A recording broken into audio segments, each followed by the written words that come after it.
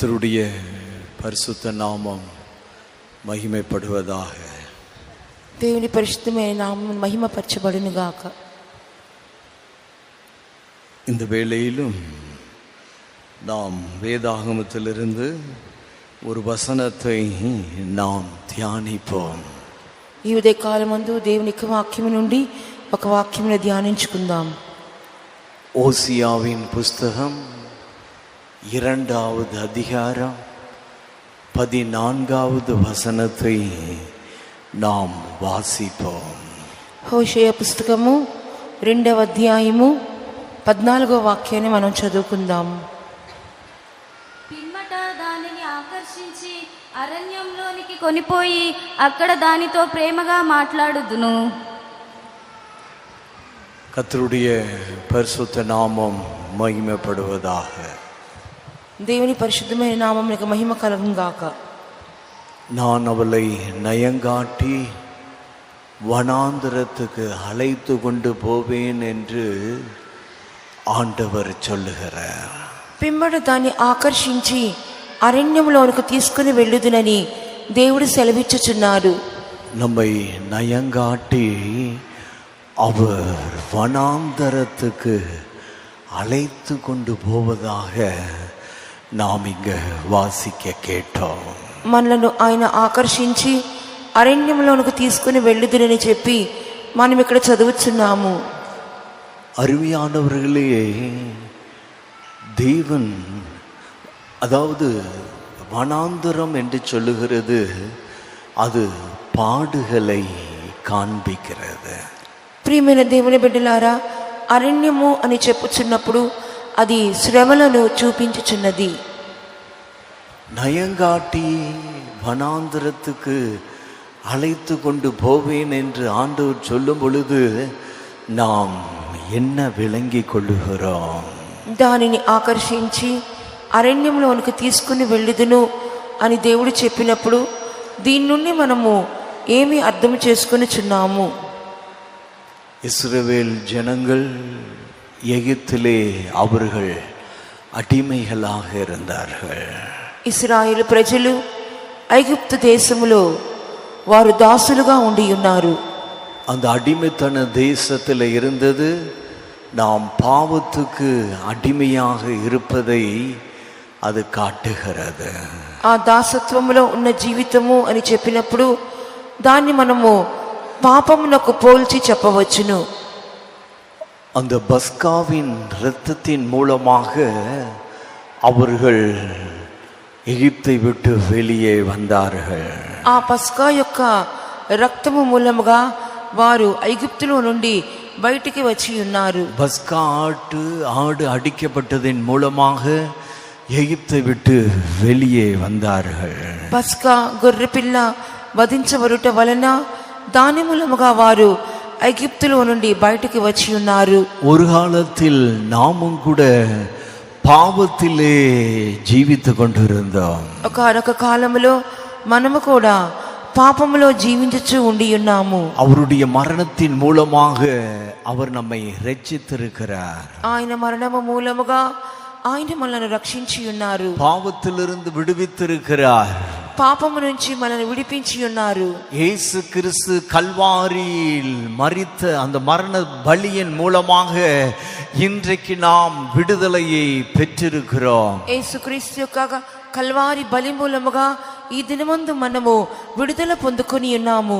இன்றைக்கு யாரெல்லாம் அந்த கல்வாரி பலியை விசுவாசிக்கிறார்களோ, ఈ దినమందు ఎవరెవరైతే ఆ కల్వారి బలి యందు విశ్వాసం ఉంచుచున్నారో, இயேசு கிறிஸ்து கல்வாரி சிலுவையிலே பலியானதை யாரெல்லாம் விசுவாசத்தோடு நோக்கி பார்க்கிறார்களோ, యేసుక్రీస్తు యొక్క కల్వారి బలిని ఎవరైతే విశ్వాసపు నేత్రములతో తేరి చూచుచున్నారో அவர்களுக்கு இன்றைக்கும் பாவத்திலிருந்து விடுதலை கிடைக்கிறது. వారికి ఈ దినమందు కూడా పాపము నుంచి విడుదల దొరుకుచున్నది. இன்றைக்கும் ரட்சிப்பு அவர்களுக்கு கிடைக்கிறது. ఈ దినమందు కూడా రక్షణ వారికి దొరుకుచున్నది. இஸ்ரவேல் ஜனங்கள் எகிப்திலே அடிமைகளாக இருந்த பொழுது, ఇశ్రాయేలు ప్రజలు ఐగుప్తులో బానిసలుగా ఉంటున్నప్పుడు, அந்த எகிப்திலே அவர்கள் அடிமைத்தனத்தின் மூலமாக மிகவும் கஷ்டப்பட்டு கொண்டிருந்தார்கள். ఆ ఐగుప్తు యొక్క దాసత్వములో వారు మిక్కిలి బాధపడుచు ఉండి ఉన్నారు. வேதனையோடு கூட அவர்கள் காணப்பட்டார்கள். వేదనతో కూడా వారు కనబడి ఉన్నారు. பல துன்பங்களை அனுபவித்துக் கொண்டிருந்தார்கள். పలు హింసలను వారు అనుభవించుచు ఉండి ఉన్నారు. அந்த நேரத்திலே தேவன் என்ன சொன்னார்? ఆ సమయమందు దేవుడు ఏమి చెప్పి ఉన్నారు? மோசேயின் மூலமாக தேவன் இஸ்ரவேல் ஜனங்களுக்கு என்ன சொன்னார்? మోషే మూలముగా దేవుడు ఇశ్రాయేలు ప్రజలకు ఏమి చెప్పి ఉన్నారు? இஸ்ரவேல் ஜனங்களே, நான் உங்களை எகிப்து தேசத்திலிருந்து விடுவிக்க போகிறேன். ఇశ్రాయేలు ప్రజలారా, నేను మిమ్ములను ఐగుప్తు యొక్క దాసత్వంలో నుండి విడుదల చేసేదను. பாலும் தேனும் ஓடுகிற தேசத்துக்கு உங்களை கொண்டு போக போகிறேன். పాలు తేనెలు ప్రవహించు దేశమునకు నేను మిమ్మల్ని తీసుకుని వెళ్ళనై ఉన్నాను. செழிப்பான தேசத்துக்கு உங்களை கொண்டு போக போகிறேன் మంచి వర్ధిల్లిన దేశమునకు నేను మిమ్మల్ని తీసుకుని వెళ్ళనై ఉన్నాను என்று அவர்களுக்கு சொன்னார். ఆ విధంగా ఆయన చెప్పి ఉన్నారు. ஆனால் அதற்காக நான் உங்களை வனாந்தரத்தில் நடத்துவேன் என்று அவர் சொல்லவில்லை.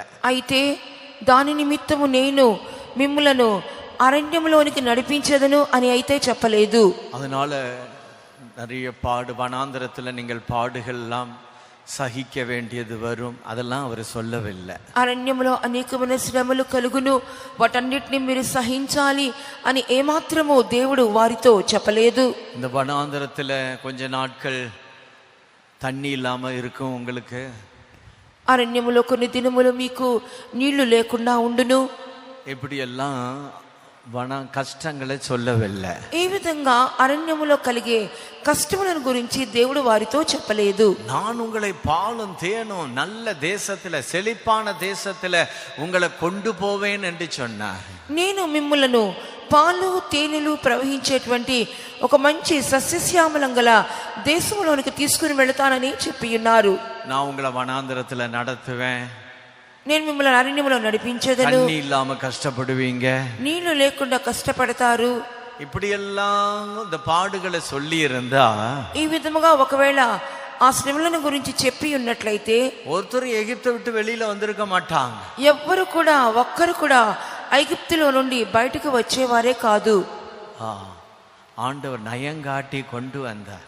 అయితే దేవుడు ఆకర్షించి వారిని తీసుకుని వచ్చి ఉన్నారు. இன்றைக்கு நம்மையும் எல்லாரையும் அப்படிதான் நயங்காட்டி கர்த்தர் கொண்டு வந்திருக்கிறார். ఈ దినమందులో కూడా దేవుడు మనందరినీ కూడా ఆ విధముగానే ఆకర్షించి తీసుకుని వచ్చి ఉన్నారు. இப்ப ஊழியக்காரங்களை எடுத்துக்கொள்ளுங்க, సేవకులను తీసుకోనండి. அவங்க என்ன சொல்றாங்க? వాళ్ళు ఏం చెప్పుచున్నారు?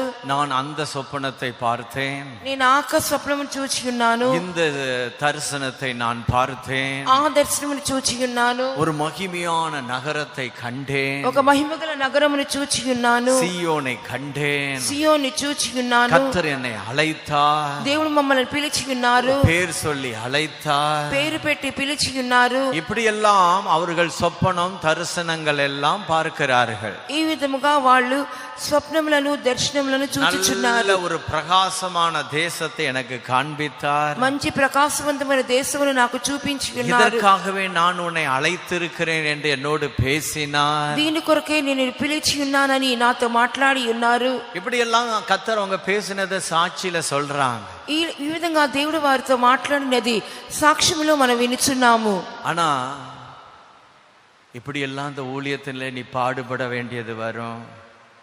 అయినప్పటికీ నీ సేవలో ఇలాంటి కష్టములు వచ్చుననియు, உனக்கு நிந்த வரும், మీకు నిందలు వచ్చుననియు, அவமானம் வரும், అవమానములు వచ్చుననియు, அதெல்லாம் ஆண்டவர் சொல்லுகிறது இல்ல. అవన్నీ దేవుడు చెప్పుటలేదు.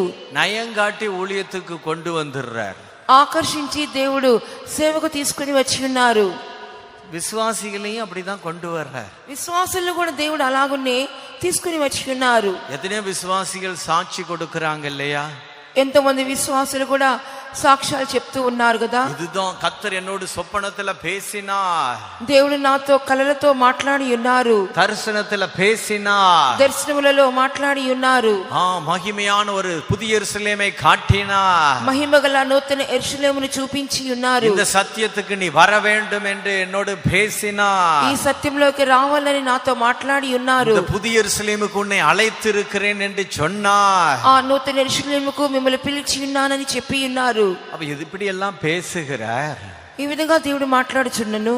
ஆனா நான் உன்னை பாடுகள்ல நடத்துவேன், నేను నిన్ను శ్రమలలో నడిపించదను, உன்னை நீ பல கஷ்டங்கள் வழியா போக வேண்டியது வரும். పలు కష్టముల గుండా నువ్వు వెళ్ళవలసి వచ్చును. அப்படி ஒன்னும் அவர் சொல்லி கூப்பிட்டு வருகிறது இல்ல, అలాగా ఎన్నడూ కూడా దేవుడు చెప్పి మనం తీసుకుని వచ్చుట లేదు, நயங்காட்டி கொண்டு வந்துடுறார், ఆకర్షించి తీసుకుని వస్తున్నారు. அதனாலதான் நிறைய பேர் என்ன சொல்றாங்க, అందుకే అనేక మంది ఏం చెప్పుచున్నారు, ஐயோ இப்படின்னு தெரிஞ்சிருந்தா நான் இந்த சத்தியத்துக்கே வந்திருக்க மாட்டேனே, ఈ విధంగా తెలుసుండే నేను ఈ సత్యంలోకి వచ్చి ఉండను కదా, இப்படி எல்லாம் பாடுகள் இருக்குன்னு தெரிஞ்ச இந்த ஊழியத்துக்கே வந்திருக்க மாட்டேனே.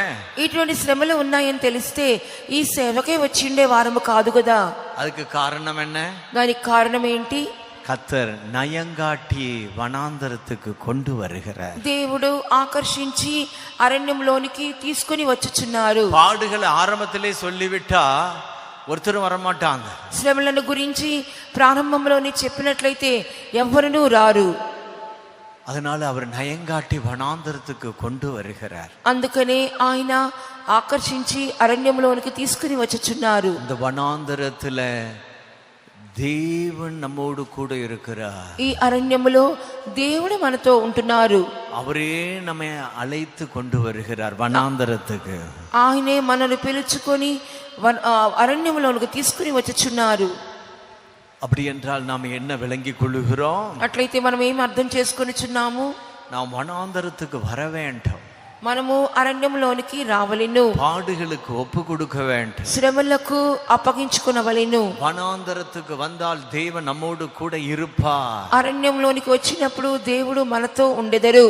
எனக்கு வனாந்தரம்லாம் வேண்டாம், నాకు అరణ్యం అంతా వద్దు, நான் பாடுபட மாட்டேன், నేను శ్రమ పడను, எனக்கு பாடுகளே தேவையில்லை నాకు శ్రమలు అనేవి వద్దు என்று நாம் சொன்னால் అలాగ మనం చెప్పిన ఎడల தேவன் நம்மோடு கூட இருக்க மாட்டார். దేవుడు మనతో కూడా ఉండరు. நாம் எல்லாம் செய்வோம், మనం అన్నీ చేసేదము, பாட்டு பாடுவோம், పాటలు పాడుదుము, ஆவில நிரம்புவோம், ఆత్మతో నింపబడుదుము, அந்நிய பாஷைகளை பேசுவோம், అన్య భాషలు మాట్లాడుదుము, கூட்டங்களுக்கு வருவோம், కూటములకు వచ్చేదము, சாட்சி சொல்லுவோம், సాక్ష్యములను చెప్పేదము, பல வேலைகளை செய்வோம். పలు పనులను చేసేదము. ஆனால் கர்த்தர் கூட இருக்க மாட்டார். ఆయనను దేవుడు మనకు తోడై ఉండరు. ஏன்? ఎందుకొరకు? வனாந்தரத்துக்கு நாம் வராவிட்டால், అరణ్యంలోనికి రాని ఎడల, பாடுகளுக்கு நாம் ஒப்பு கொடுக்காவிட்டால், శ్రమలకు మనం అప్పగించుకొనని ఎడల தேவன் நம்மோடு கூட இருக்க மாட்டார். దేవుడు మనకు తోడై ఉండరు. தேவன் நம்மோடு கூட இருக்க வேண்டும் என்றால் దేవుడు మనకు తోడై ఉండవలనంటే நாம் வனாந்தரத்துக்கு வர வேண்டும், మనం అరణ్యములోనికి రావలెను, பாடுகளுக்கு ஒப்பு கொடுக்க வேண்டும். శ్రమలకు అప్పగించుకొనవలెను. பாடுகள் எனக்கு வேண்டாம் என்று சொல்லக்கூடாது, శ్రమలు మాకు వద్దు అని చెప్పకూడదు, பாடுகள் எனக்கு தேவை இல்லை என்று சொல்லக்கூடாது, శ్రమలు మాకు అవసరము లేదు అని చెప్పకూడదు. பாடுபட வேண்டும். మనం నిశ్చయముగా శ్రమపడవలెను. அப்படி என்றால் தான் தேவன் நம்மோடு கூட இருப்பார். అట్లయితేనే దేవుడు మనకు తోడై ఉండెదరు. அருமையானவர்களே, நாம் தேவனோடும் தேவன் நம்மோடும் இருக்க வேண்டும். ప్రియమైన వారలారా, దేవుడు మనతోను మనము దేవునితోనూ ఉండవలెను. நாம் எப்பொழுதும் தேவனோடும் தேவன் எப்பொழுது நம்மோடு இருக்க வேண்டும். ఎల్లప్పుడూ కూడా మనము దేవునితోనూ దేవుడు మనతోనూ ఉండవలెను.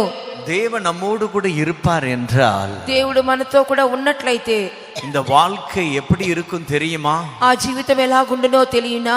உங்களுடைய குடும்ப ஜீவிதம் எப்படி இருக்கும் என்று தெரியுமா? మీ కుటుంబ జీవితం ఎలాగుంటదో తెలియనా? அருமையானவர்களே, தேவன் உங்களோடு கூட இருப்பார் என்றால், ప్రియమైన వారలారా, దేవుడు మీకు తోడై ఉన్నట్లయితే உங்களுடைய குடும்ப வாழ்க்கை எப்படி இருக்கும் தெரியுமா? మీ కుటుంబ జీవితం ఎలాగుండునో తెలియనా? எப்படி இருக்கும்? ఎలాగుండును? இன்றைக்கு நாம் பரலோகம் நரகம் என்று சொல்லுகிறோம். ఈ రోజు మన పరలోకమనియు నరకమనియు చెప్పుచున్నాము. பரலோகம் எப்படி இருக்கும் என்று கேட்டால் எல்லாரும் என்ன சொல்லுவீர்கள்? పరలోకము ఎలాగుంటుందని చెప్పి అడిగినప్పుడు అందరూ ఏమని చెప్పెదరు? அங்கு சந்தோஷமாக இருக்கும், అక్కడ సంతోషముగా ఉండుననియు, அங்கு துக்கமே கிடையாது, అక్కడ దుఃఖము లేదని, அங்கு கண்ணீரே கிடையாது, అక్కడ కన్నీరే లేదు, அங்கு கவலையே இல்லை, అక్కడ కలవరమే లేదు, சந்தோஷமாக இருக்கும், సంతోషముగా ఉండును என்று சொல்லுவீர்கள். ఆ విధంగా చెప్పెదరు. சரி, நரகம் எப்படி இருக்கும் என்று கேட்டால் என்ன சொல்லுவீர்கள்? సరే, నరకం ఎలాగుంటది అని చెప్పి అడిగినప్పుడు మీరు ఏమని చెప్పుదురు? அங்கு வேதனை இருக்கும், అక్కడ వేదన ఉండును, அங்கு அழுது கொண்டிருப்பார்கள் எல்லாரும், అక్కడ అందరూ ఏడ్చుచూ ఉందురు, புலம்பிக் கொண்டிருப்பார்கள், అందరూ విలపించుచూ ఉందురు, துக்கத்தோடு காணப்படுவார்கள், దుఃఖముతో కనబడుదురు, ஒருவரை ஒருவர் அடித்து கோபத்தை எல்லாம் மற்றவர்கள் தாங்கள் படுகிற வேதனை நிமித்தமாக கோபத்தை எல்லாம் மற்றவர்கள் மீது காட்டி அடித்து சண்டை போட்டு கொண்டிருப்பார்கள். ఒకరి మీద ఒకరు కోపముతో వారు ఒకరినొకరు కొట్టుకొనుచు వారు పోట్లాడుకొనుచు ఉందురు, முறுமுறுத்து கொண்டிருப்பார்கள், సనుగుకొనుచు ఉందురు. எப்படி என்று நரகத்தை பற்றி சொல்லுவீர்கள். ఆ విధంగా నరకాన్ని గురించి వారు చెప్పెదరు. ஆம், நரகத்தில் வேதனை இருக்கிறது, అవును, నరకములో వేదన ఉన్నది, பரலோகத்தில் சந்தோஷம் இருக்கிறது. పరలోకములో సంతోషము ఉన్నది. நான் பரலோகத்துக்கு போக வேண்டும் என்று சொல்றவர்கள் எல்லாரும் ஒரு அல்லேலூயா சொல்லுங்கள். నేను పరలోకానికి వెళ్ళాలని చెప్పుచున్న వారందరూ హల్లెలూయా చెప్పుకుందాం. ஹல்லேலூயா! பிரைஸ் கர்த்தருடைய பரிசுத்த நாமம் மகிமைப்படுவதாக. దేవుని యొక్క పరిశుద్ధమైన నామం మహిమపరచబడును గాక. பரலோகம் சந்தோஷமாக இருக்கும், పరలోకము సంతోషముగా ఉండును. ஏன் பரலோகம் சந்தோஷமாக இருக்கிறது? ఎందుకు పరలోకము సంతోషకరముగా ఉంటున్నది? ஏனென்றால் தேவன் பரலோகத்தில் இருக்கிறார். ఎందుకంటే దేవుడు పరలోకములో ఉంటున్నారు. தேவன் பரலோகத்தில் இருக்கிறபடினால் பரலோகம் சந்தோஷமாக இருக்கிறது. దేవుడు పరలోకములో ఉంటున్నందువలన పరలోకము సంతోషముగా ఉంటున్నది. தேவன் பரலோகத்தில் இல்லாவிட்டால் பரலோகம் பரலோகமாக இருக்காது. దేవుడు గాని పరలోకములో ఉండకపోతే పరలోకమే పరలోకముగా ఉండదు. நரகம் ஏன் வேதனையாக இருக்கிறது? నరకము ఎందుకు వేదనకరముగా ఉంటున్నది? அங்கு தேவன் இல்லை, అక్కడ దేవుడు లేరు.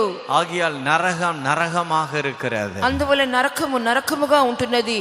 அருமையானவர்களே, ప్రియమైన వారలారా, இன்றைக்கு தேவன் உங்களோடு கூட இருப்பார் என்றால் ఈ దినమందు దేవుడు మీకు తోడై ఉన్నట్లయితే உங்களுடைய ஜீவிதம் பரலோகமாக இருக்கும். మీ జీవితము పరలోకముగా ఉండును.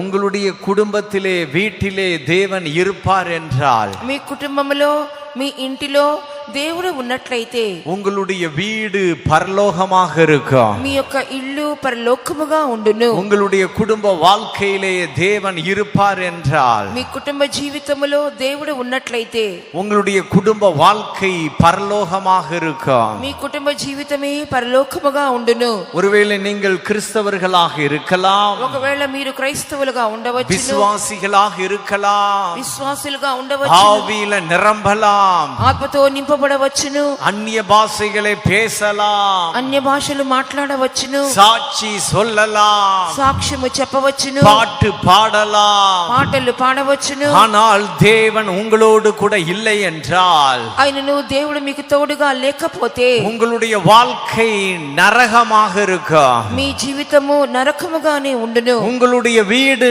நரகமாக இருக்கும். మీ యొక్క ఇల్లు నరకము వలె ఉండును. அருமையானவர்களே, உங்களுடைய வீடு நரகமாக இருக்கிறதா பரலோகமாக இருக்கிறதா? మీ యొక్క ఇల్లు పరలోకముగా ఉంటున్నవా లేదా నరకముగా ఉంటున్నవా? உங்க வீட்டுல சண்டை போட்டு கொண்டு இருக்கிறீர்களா? ఇంట్లో పోట్లాడుకుంటున్నారా? எப்பொழுது பார்த்தாலும் கணவனும் மனைவியும் சண்டை போடுகிறீர்களா? ఎల్లప్పుడూ భార్య భర్తల మధ్యలో పోట్లాటలు జరుగుతున్నవా? அப்படி என்றால் உங்களுடைய வீடு நரகமாக இருக்கிறது. అట్లయితే మీ ఇల్లు నరకముగా ఉండును. அதுக்கு காரணம் என்ன? దానికి కారణం ఏమి? தேவன் உங்களோடு இல்லை. దేవుడు మీతో కూడా లేరు. தேவன் உங்களோடு இருப்பார் என்றால் దేవుడు మీకు తోడై ఉన్నట్లయితే உங்களுடைய வீடு பரலோகமாக இருக்கும். మీ యొక్క ఇల్లు పరలోకముగా ఉండును. சந்தோஷமாக இருக்கும். సంతోషముగా ఉండును. சண்டை இருக்காது. పోట్లాట్లు ఉండవు. அழுகை இருக்காது. ఏడ్పు ఉండదు. நீங்க எவ்வளவு பிரச்சனைகளை சந்தித்தாலும், ఎన్ని సమస్యలు మీకు ఎదురైనా, எவ்வளவு பாடுகள் வழியாக நீங்கள் போனாலோ, ఎన్ని శ్రమల గుండా మీరు వెళ్ళుచున్నను, உங்களுடைய வாழ்க்கை சந்தோஷமாக இருக்கும். మీ యొక్క జీవితము సంతోషకరముగా ఉండును. கர்த்தருடைய பரிசுத்த நாமம் மகிமைப்படுவதாக. దేవుని యొక్క పరిశుద్ధమైన నామం మహిమపరచబడును గాక. கர்த்தர் நம்மோடு கூட இருக்க வேண்டும் என்றால், దేవుడు మనతో కూడా ఉండవలనంటే வனாந்தரத்துக்கு வர வேண்டாம், అరణ్యమునకు రావలెను, பாடுகளுக்கு ஒப்பு கொடுக்க வேண்டாம், శ్రమలకు అప్పగించుకొనవలెను. வனாந்தரத்துக்கு வரமாட்டேன் என்று சொல்லி ஓடி போயிடக்கூடாது. ఆ శ్రమలు నాకు వద్దని చెప్పి అరణ్యంలో ఉండి పారిపోకూడదు. பாடுகள் எனக்கு வேண்டாம் என்று சொல்லக்கூடாது. శ్రమలు నాకు వద్దని చెప్పకూడదు. பாடுகளுக்கு ஒப்பு கொடுக்க வேண்டாம். శ్రమలకు అప్పగించుకొనవలెను. நேற்று மார்த்தாளை பற்றி நாம கேட்டோம். నిన్నటి దినం அந்த మార్తా గురించి మనం విని ఉన్నాము. அவள் பாடுபட்டாள், ఆమె శ్రమపడెను, ஆனால் முறுமுறுத்து கொண்டிருந்தாள். అయినప్పటికీ నీ సణుక్కొనుచు ఉండెను. இயேசுவோடு சரியான ஐக்கியம் இல்லை. యేసుతో సరైన ఐక్యత ఆమెకు లేదు. அருமையானவர்களே, இன்றைக்கு இயேசு கிறிஸ்து நம்மோடு இருப்பார் என்றால், ప్రియమైన వారలారా, యేసుక్రీస్తు మనతో కూడా ఉన్నట్లయితే, தேவன் நம்மோடு கூட இருப்பார் என்றால், దేవుడు మనకు తోడై ఉన్నట్లయితే பாடுகள்ல நாம் பரலோகத்தை அனுபவிப்போம். శ్రమలలో కూడా మన పరలోకమును అనుభవించగలము. கர்த்தருடைய பரிசுத்த நாமம் மகிமைப்படுவதாக. దేవుని యొక్క పరిశుద్ధమైన నామం మహిమపరచబడును గాక. நாம் வனாந்தரத்துக்கு வர வேண்டும். కావున మనం అరణ్యములోనికి రావలెను. வனாந்தரத்தில் காணப்பட வேண்டும். అరణ్యములో మనం కనబడవలెను. கர்த்தர் நமக்கு உதவி செய்ய வேண்டும். ప్రభు మనకు సహాయము చేయవలెను. அதற்காக நாம் கர்த்தரை ஸ்தோத்திரம் பண்ணுவோம். దాని కొరకై మనం దేవుని స్తోత్రించుదాము. ஸ்தோத்திரம் ஸ்தோத்திரம் ஸ்தோத்திரம் ஆண்டவரே. ஹல்லேலூயா அல்லேலூயா. நாம் வனாந்தரத்தில் இருப்போம் என்றால், మనం అరణ్యములో ఉన్నట్లయితే நமக்கு என்ன நன்மைகள் உண்டாகிறது? మనకి ఏ మేళ్లు దొరుకుచున్నవి? அநேக நன்மைகள் உண்டாகிறது. అనేకమైన మేళ్లే దొరుకుచున్నవి. நாம் உபாகமம் 8வது அதிகாரம் 15வது வசனத்தை வாசிக்கும் பொழுது, ద్వితీయోపదేశ కాండము 8వ అధ్యాయము 15వ వాక్యమును మనము చదువుకొనుచున్నప్పుడు, உபாகமம் 8வது அதிகாரம் 15வது வசனத்தை வாசியுங்கள். ద్వితీయోపదేశ కాండము 8వ అధ్యాయము 15వ వాక్యమును చదువుకుందాం. తాపకరమైన పాములను తేళ్లను కలిగి ఎడారి అయి నీళ్లు లేని భయంకరమైన ఆ గొప్ప అరణ్యంలో ఆయన నిన్ను నడిపించెను. రాతి బండ నుండి నీకు నీళ్లు తెప్పించెను. உன்னுடைய பின்னாட்களில் உனக்கு நன்மை செய்யும் பொருட்டு உன்னை சிறுமைப்படுத்தி உன்னை சோதித்து கொள்ளிவாய் சர்ப்பங்களும் தேள்களும் தண்ணீர் இல்லாத வறட்சியும் உள்ள பயங்கரமான பெரிய வனாந்தர வழியாய் உன்னை அழைத்து வந்தவரும் உனக்காக பாறையான கண்மலையிலிருந்து தண்ணீர் புறப்பட பண்ணினவரும், உன்னுடைய பின் நாட்களில் உனக்கு நன்மை செய்யும்படிக்கு வனாந்திரத்தில் அழைத்து கொண்டு வந்தார். నీకు తదుపరి దినములలో మేలు చేయి నిమిత్తము దేవుడు నిన్ను అరణ్యములోనికి తీసుకుని వచ్చి ఉన్నారు. தமிழ்ல உன்னுடைய பின் நாட்கள் நன்மை செய்யும் பொருட்டு என்று போடப்பட்டிருக்கிறது. తెలుగులో 16వ వాక్యములో తుదకు నీకు మేలు చేయవలనని ఆయన అరణ్యములకు తీసుకుని వచ్చినానని రాయబడి ఉన్నది. தெலுங்குல 16வது வசனம், తెలుగులో 16వ వాక్యంలో చదువుచున్నాము. தமிழ்ல 15வது வசனம், తమిళ్లో 15వ వాక్యము, ஆங்கிலத்திலேயும் 16வது வசனம், ఆంగ్లంలో కూడా 16వ వాక్యము. தமிழ்ல என்ன போடப்பட்டிருக்கிறது? తమిళ్లో ఏమి రాయబడి ఉన్నది? உன்னுடைய பின் நாட்களில் உனக்கு நன்மை செய்யும் பொருட்டு, తుదకు నీకు మేలు చేయి నిమిత్తము. ஆனால் ஆங்கிலத்தில் என்ன போட்டிருக்கிறது? అయితే ఆంగ్లంలో ఏమి రాయబడి ఉన్నది? பெட்டர் எண்ட், முடிவை பற்றி போட்டிருக்கிறது. నీకు ముగింపు గురించి రాయబడి ఉన్నది. பெட்டர் எண்ட், நல்ல முடிவு உண்டாகும்படியாக, ఒక మంచి ముగింపు నీకు కలుగు నిమిత్తము. அருமையானவர்களே, நாம் என்ன விளங்கி கொள்ளுகிறோம்? ప్రియమైన వారలారా, మనం దీని నుంచి ఏం అర్థం చేసుకొనుచున్నాము? நாம் வனாந்தரத்தில் நாம் இருப்போம் என்றால், మనము అరణ్యములో ఉన్న ఎడల நமக்கு நல்ல முடிவு உண்டாகும். మనకి మంచి ముగింపు కలుగును. என்ன உண்டாகும்? நமக்கு நல்ல முடிவு உண்டாகும். ఏమి కలుగును? ఒక మంచి ముగింపు మనకు కలుగును. ஒரு మనుషனுக்கு முடிவுதான் ரொம்ப முக்கியமானது. ఒక మనుషునికి ముగింపే చాలా ప్రాముఖ్యమైనది. ஆரம்பம் நன்றாக இருக்கலாம், ప్రారంభము బాగుండవచ్చును, ஆனால் முடிவு நன்றாக இல்லாவிட்டால், కానీ ముగింపు బాగుగా లేని ఎడల, எத்தனையோ பேருடைய ஆரம்பம் நன்றாக இருந்தது, ఎంతో మంది యొక్క ప్రారంభము బాగుగా ఉండెను, ஆனா முடிவு நன்றாக இருக்கவில்லை. కానీ వారి యొక్క ముగింపు బాగుగా లేదు. முடிவு என்றால் என்ன? ముగింపు అనగానేమి? அதுதான் நம்முடைய மரணம். అదే మన యొక్క మరణము. வருகையில் எடுத்துக்கொள்ளப்படுதல், రాకడలో ఎత్తబడుట. நம்முடைய முடிவு என்று சொல்லுகிறது மரணம். మన యొక్క ముగింపు అని చెప్పుచున్నప్పుడు అది మరణమై ఉన్నది. நல்ல முடிவு உண்டாக வேண்டும், మంచి ముగింపు ఉండవలెను. அப்படி என்றால் என்ன அர்த்தம்? అట్లయితే దాని అర్థం ఏంటి? நம்முடைய மரணத்தில், మన యొక్క మరణమందు, நாம் மரிக்கும் பொழுது మనం మరణించుచున్నప్పుడు பரலோகத்துக்கு போகணும், పరలోకానికి వెళ్ళవలెను, சியோனுக்கு போக வேண்டும், సియోనుకు వెళ్ళవలెను, புதிய எருசலேமுக்கு போகணும். నూతన యెరూషలేమునకు వెళ్ళవలెను. நாம் மரிக்கும் பொழுது புதிய எருசலேமுக்கு போகலன்னா என்ன பிரயோஜனம்? మనం మరణించిన తర్వాత నూతన యెరూషలేమునకు వెళ్ళకపోతే ప్రయోజనమేమి? ஆரம்பம் நன்றாக இருந்திருக்கலாம், ప్రారంభం బాగా ఉండవచ్చును, ஆனா முடிவுல பரலோகத்துக்கு போகலன்னா என்ன பிரயோஜனம்? కానీ ముగింపులో పరలోకానికి వెళ్ళకపోతే ప్రయోజనమేమి? அப்ப யாருக்கு நல்ல முடிவு உண்டாகும்? అట్లయితే మంచి ముగింపు ఎవరికి కలుగును? வனாந்திரத்துல இருக்கிறவர்களுக்கு, అరణ్యములో ఉంటున్న వారికే. நாம் என்ன வாசிக்க கேட்டோம்? మనం ఏమి చదవగా విని ఉన్నామో, உனக்கு நல்ல முடிவு உண்டாகும்படிக்கு, నీకు మంచి ముగింపు కలుగు నిమిత్తము உன்னை வனாந்திரத்துக்கு கொண்டு வந்தவர், నిన్ను అరణ్యములోనికి తీసుకుని వచ్చిన వాడు. வனாந்திரத்துல நாம் இருக்கும் பொழுதுதான், అరణ్యములో మనం ఉంటున్నప్పుడే, பாடுகளுக்கு நாம் ஒப்பு கொடுக்கும் பொழுதுதான், శ్రమలకు మనం అప్పగించుకున్నప్పుడే நமக்கு நல்ல முடிவு உண்டாகும், మనకు మంచి ముగింపు కలుగును.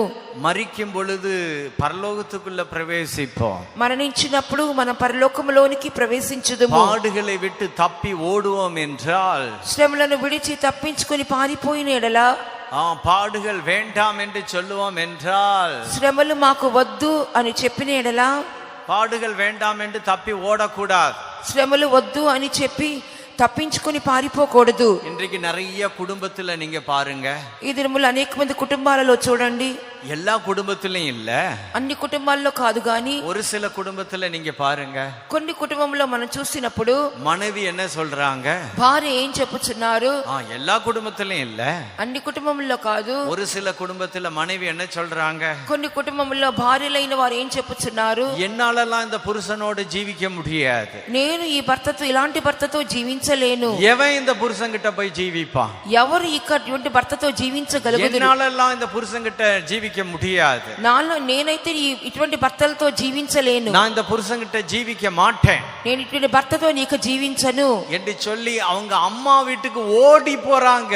అలాగని చెప్పి వారి పుట్టింటికి పారిపోవచ్చున్నారు. பாடுகளை விட்டு ஓடுறீங்களா? శ్రమలను వదిలి పారిపోవచ్చున్నారా? பாடுகளை விட்டு தப்பி ஓடலாம், శ్రమలను వదిలి తప్పించుకొని పారిపోవచ్చు, ஆனால் முடிவு நன்றாக இருக்காது, కానీ ముగింపు బాగుగా ఉండదు.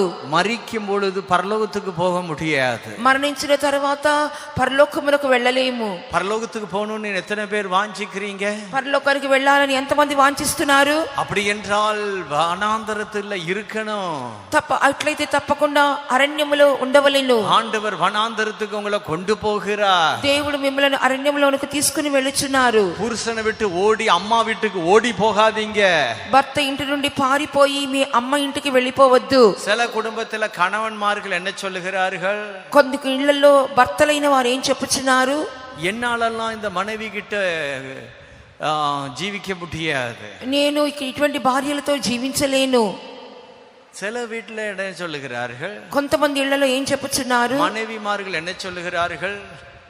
భార్యలు ఏం చెప్పుచున్నారు? புருஷனை பார்த்து மனைவிமார்கள் என்ன சொல்லுகிறார்கள்? భర్తను చూసి భార్యలు ఏం చెప్పుచున్నారు? நம்ம தனி குடித்தனம் போயிடலாம், మనం ఒంటరిగా మనం వెళ్ళిపోవద్దు. இந்த மாமனார் மாமியாரோடெல்லாம் கூட இருந்து என்னால ஜீவிக்க முடியாது, ఈ అత్త మామలతో కలిసి మనం జీవించలేము, தனி குடித்தனம் போகலாம், మనము ఒంటరిగా వెళ్ళిపోదాము என்று சொல்லுகிறார்கள். ఆ విధంగా చెప్పుచున్నారు. அருமையானவர்களே, நீங்கள் பாடுகளை விட்டு தப்பி ஓடலாம், నువ్వు శ్రమలను తప్పించుకొని ఒకవేళ పారిపోవచ్చును, ஆனால் முடிவு நன்றாக இருக்காது. కానీ నీ ముగింపు బాగుగా ఉండదు. மரிக்கும் பொழுது பரலோகத்துக்கு போக முடியாது. నువ్వు మరణించిన తర్వాత పరలోకమునకు వెళ్ళలేవు. பாடுகளை விட்டு ஊழியர்களும் விசுவாசிகளும் தப்பி ஓடக்கூடாது. శ్రమలను వదిలిపెట్టి సేవకులైనను విశ్వాసులైనను పారిపోకూడదు. ஊழியர்கள் எப்படி தப்பி ஓடலாம்? సేవకులు ఎలా తప్పించుకొని పారిపోతారు? என்னாலெல்லாம் இந்த இடத்துல ஊழியம் செய்ய முடியும், எனக்கு ஒரு டிரான்ஸ்ஃபர் கொடுங்க. నేను ఈ స్థలంలో సేవ చేయలేను, నాకు ఒక ట్రాన్స్ఫర్ ఇవ్వండి. டிரான்ஸ்ஃபர் வாங்கி தப்பி ஓடி விடலாம். ఆ యొక్క మార్పును తీసుకొని మీరు తప్పించుకొని పారిపోవచ్చును. முடிவு நன்றாக இருக்காது. అయితే ముగింపు బాగుగా ఉండదు. நீங்களும் கூட எவன் இந்த கம்பெனியில போய் இந்த மேனேஜர் கிட்ட போய் வேலை செய்வான், இவன் மனுஷனே கிடையாது, ஒரு மிருகம் இவன். ఈ మేనేజర్ దగ్గర మేము పని చేయలేము, మనుషుడు కాదు, ఇతడు మృగములాగున్నాడు. இந்த மனுஷனா இருந்தா இவன் கூட வேலை செய்யலாம், మనుషుడు అయితే ఇతని కింద పని చేయవచ్చును. இவன் கூட எல்லாம் என்னால வேலை செய்ய முடியாதுன்னு சொல்லிட்டு ராஜினாமா செய்து வேற வேலைக்கு ஓடுவீர்கள் என்றால், ఈ ఉద్యోగం నాకొద్దు, ఇతని కింద నేను పని చేయలేను, మనిషిలాగైతే పని చేయగల మృగములాగున్నాడని చెప్పి మీరు రాజీనామా చేసి వేరొక ఉద్యోగంలోకి వెళ్ళిపోయినట్లయితే முடிவு நன்றாக இருக்காது. பிரியமானவர்களே, ప్రియమైన వారలారా, ముగింపు బాగుగా ఉండదు. முடிவு தான் நமக்கு முக்கியமானது. మనకు ముఖ్యమైనది ఆ యొక్క ముగింపు బాగుగా ఉండుటయే. ஆரம்பம் நன்றாக இருக்கலாம், ప్రారంభం బాగా ఉండవచ్చును, முடிவு நன்றாக இல்லாவிட்டால், అయితే ముగింపు బాగా లేనట్లయితే. அருமையானவர்களே, இப்பொழுது இந்த வருடத்தின் முடிவுக்கு நாம் வந்திருக்கிறோம். ప్రియమైన వారలారా, ఇప్పుడు ఈ సంవత్సరం యొక్క ముగింపులోనికి మనం వచ్చి ఉన్నాము.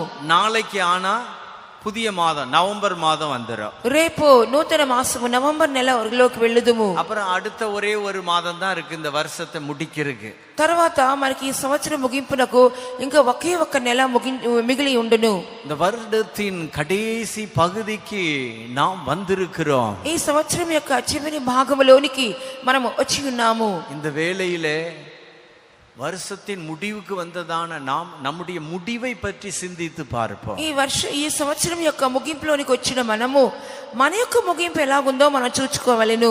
நம்முடைய முடிவு நன்றாக இருக்க வேண்டும். பிரியமானவர்களே, ప్రియమైన వారలారా, మన యొక్క అంతము బాగుగా ఉండవలెను.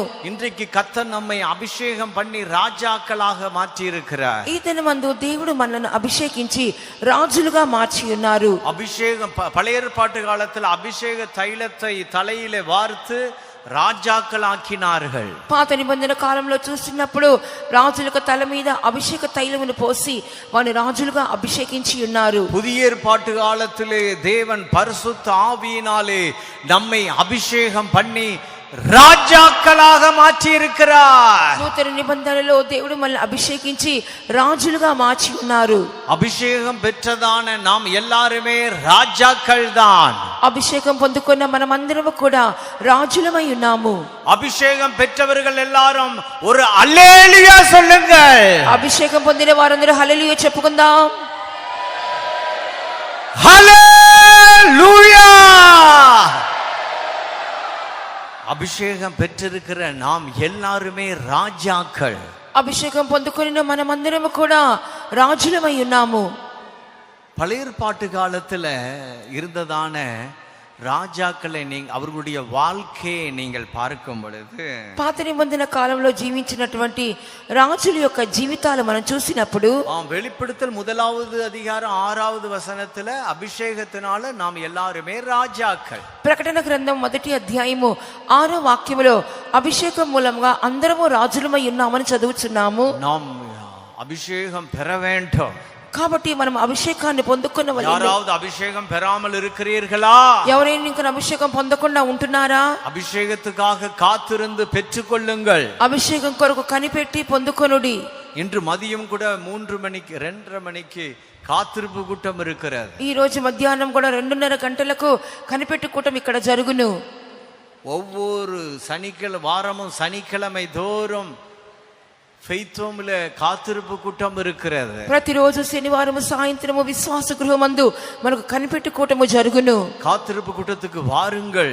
కనిపెట్టు కూటములకు రండి. அபிஷேகம் பெறாதவங்க அபிஷேகத்தை பெற்றுக்கொள்ளுங்கள். అభిషేకం పొందని వారందరూ అభిషేకం పొందుకొనండి. அபிஷேகம் பெற்றவர்கள் எப்பொழுதும் அபிஷேகத்தை புதுப்பித்துக் கொண்டே இருங்கள். అభిషేకం పొందిన వారు ఎల్లప్పుడూ దాన్ని నూతన పరచుకొనుచు ఉండుడి. அபிஷேகத்தினால நமக்கு அநேக நன்மைகள் உண்டாகிறது. అభిషేకం ద్వారా మన అనేకమైన మేళ్లు దొరుకుచున్నవి. ஒரு நன்மை என்னவென்றால் దానిలో ఒక మేలు ఏమనగా நாம் ரோமர் 8வது அதிகாரம் 11வது வசனத்தை வாசிக்கும் பொழுது రోమీయులు రాసిన పత్రిక 8వ అధ్యాయము 11వ వాక్యం చూసినప్పుడు நன்றாக ஆவியில நிரம்பினால் బాగా ఆత్మతో నింపబడిన ఎడల நமக்கு சுகம் உண்டாகும். మనకి స్వస్థత కలుగును. நமக்கு வியாதியிலிருந்து விடுதலை உண்டாகும். మనకు వ్యాధుల నుండి విడుదల కలుగును. ஆவியானவர் சுகமாக்குகிறார். ఆత్మదేవుడు మనల్ని స్వస్థపరచును. ஆவியானவர் வியாதியிலிருந்து நம்மை சுகமாக்குகிறார். ఆత్మదేవుడు మనలను వ్యాధుల నుండి స్వస్థపరచుదురు. அருமையானவர்களே, யாராவது வியாதியஸ்தர்களாக இருக்கிறீர்களா? ప్రియమైన వారులారా, మీరు వ్యాధిగ్రస్తులుగా కనబడుచున్నారా? நீண்ட நாட்களாக வியாதியினாலே கஷ்டப்படுகிறீர்களா?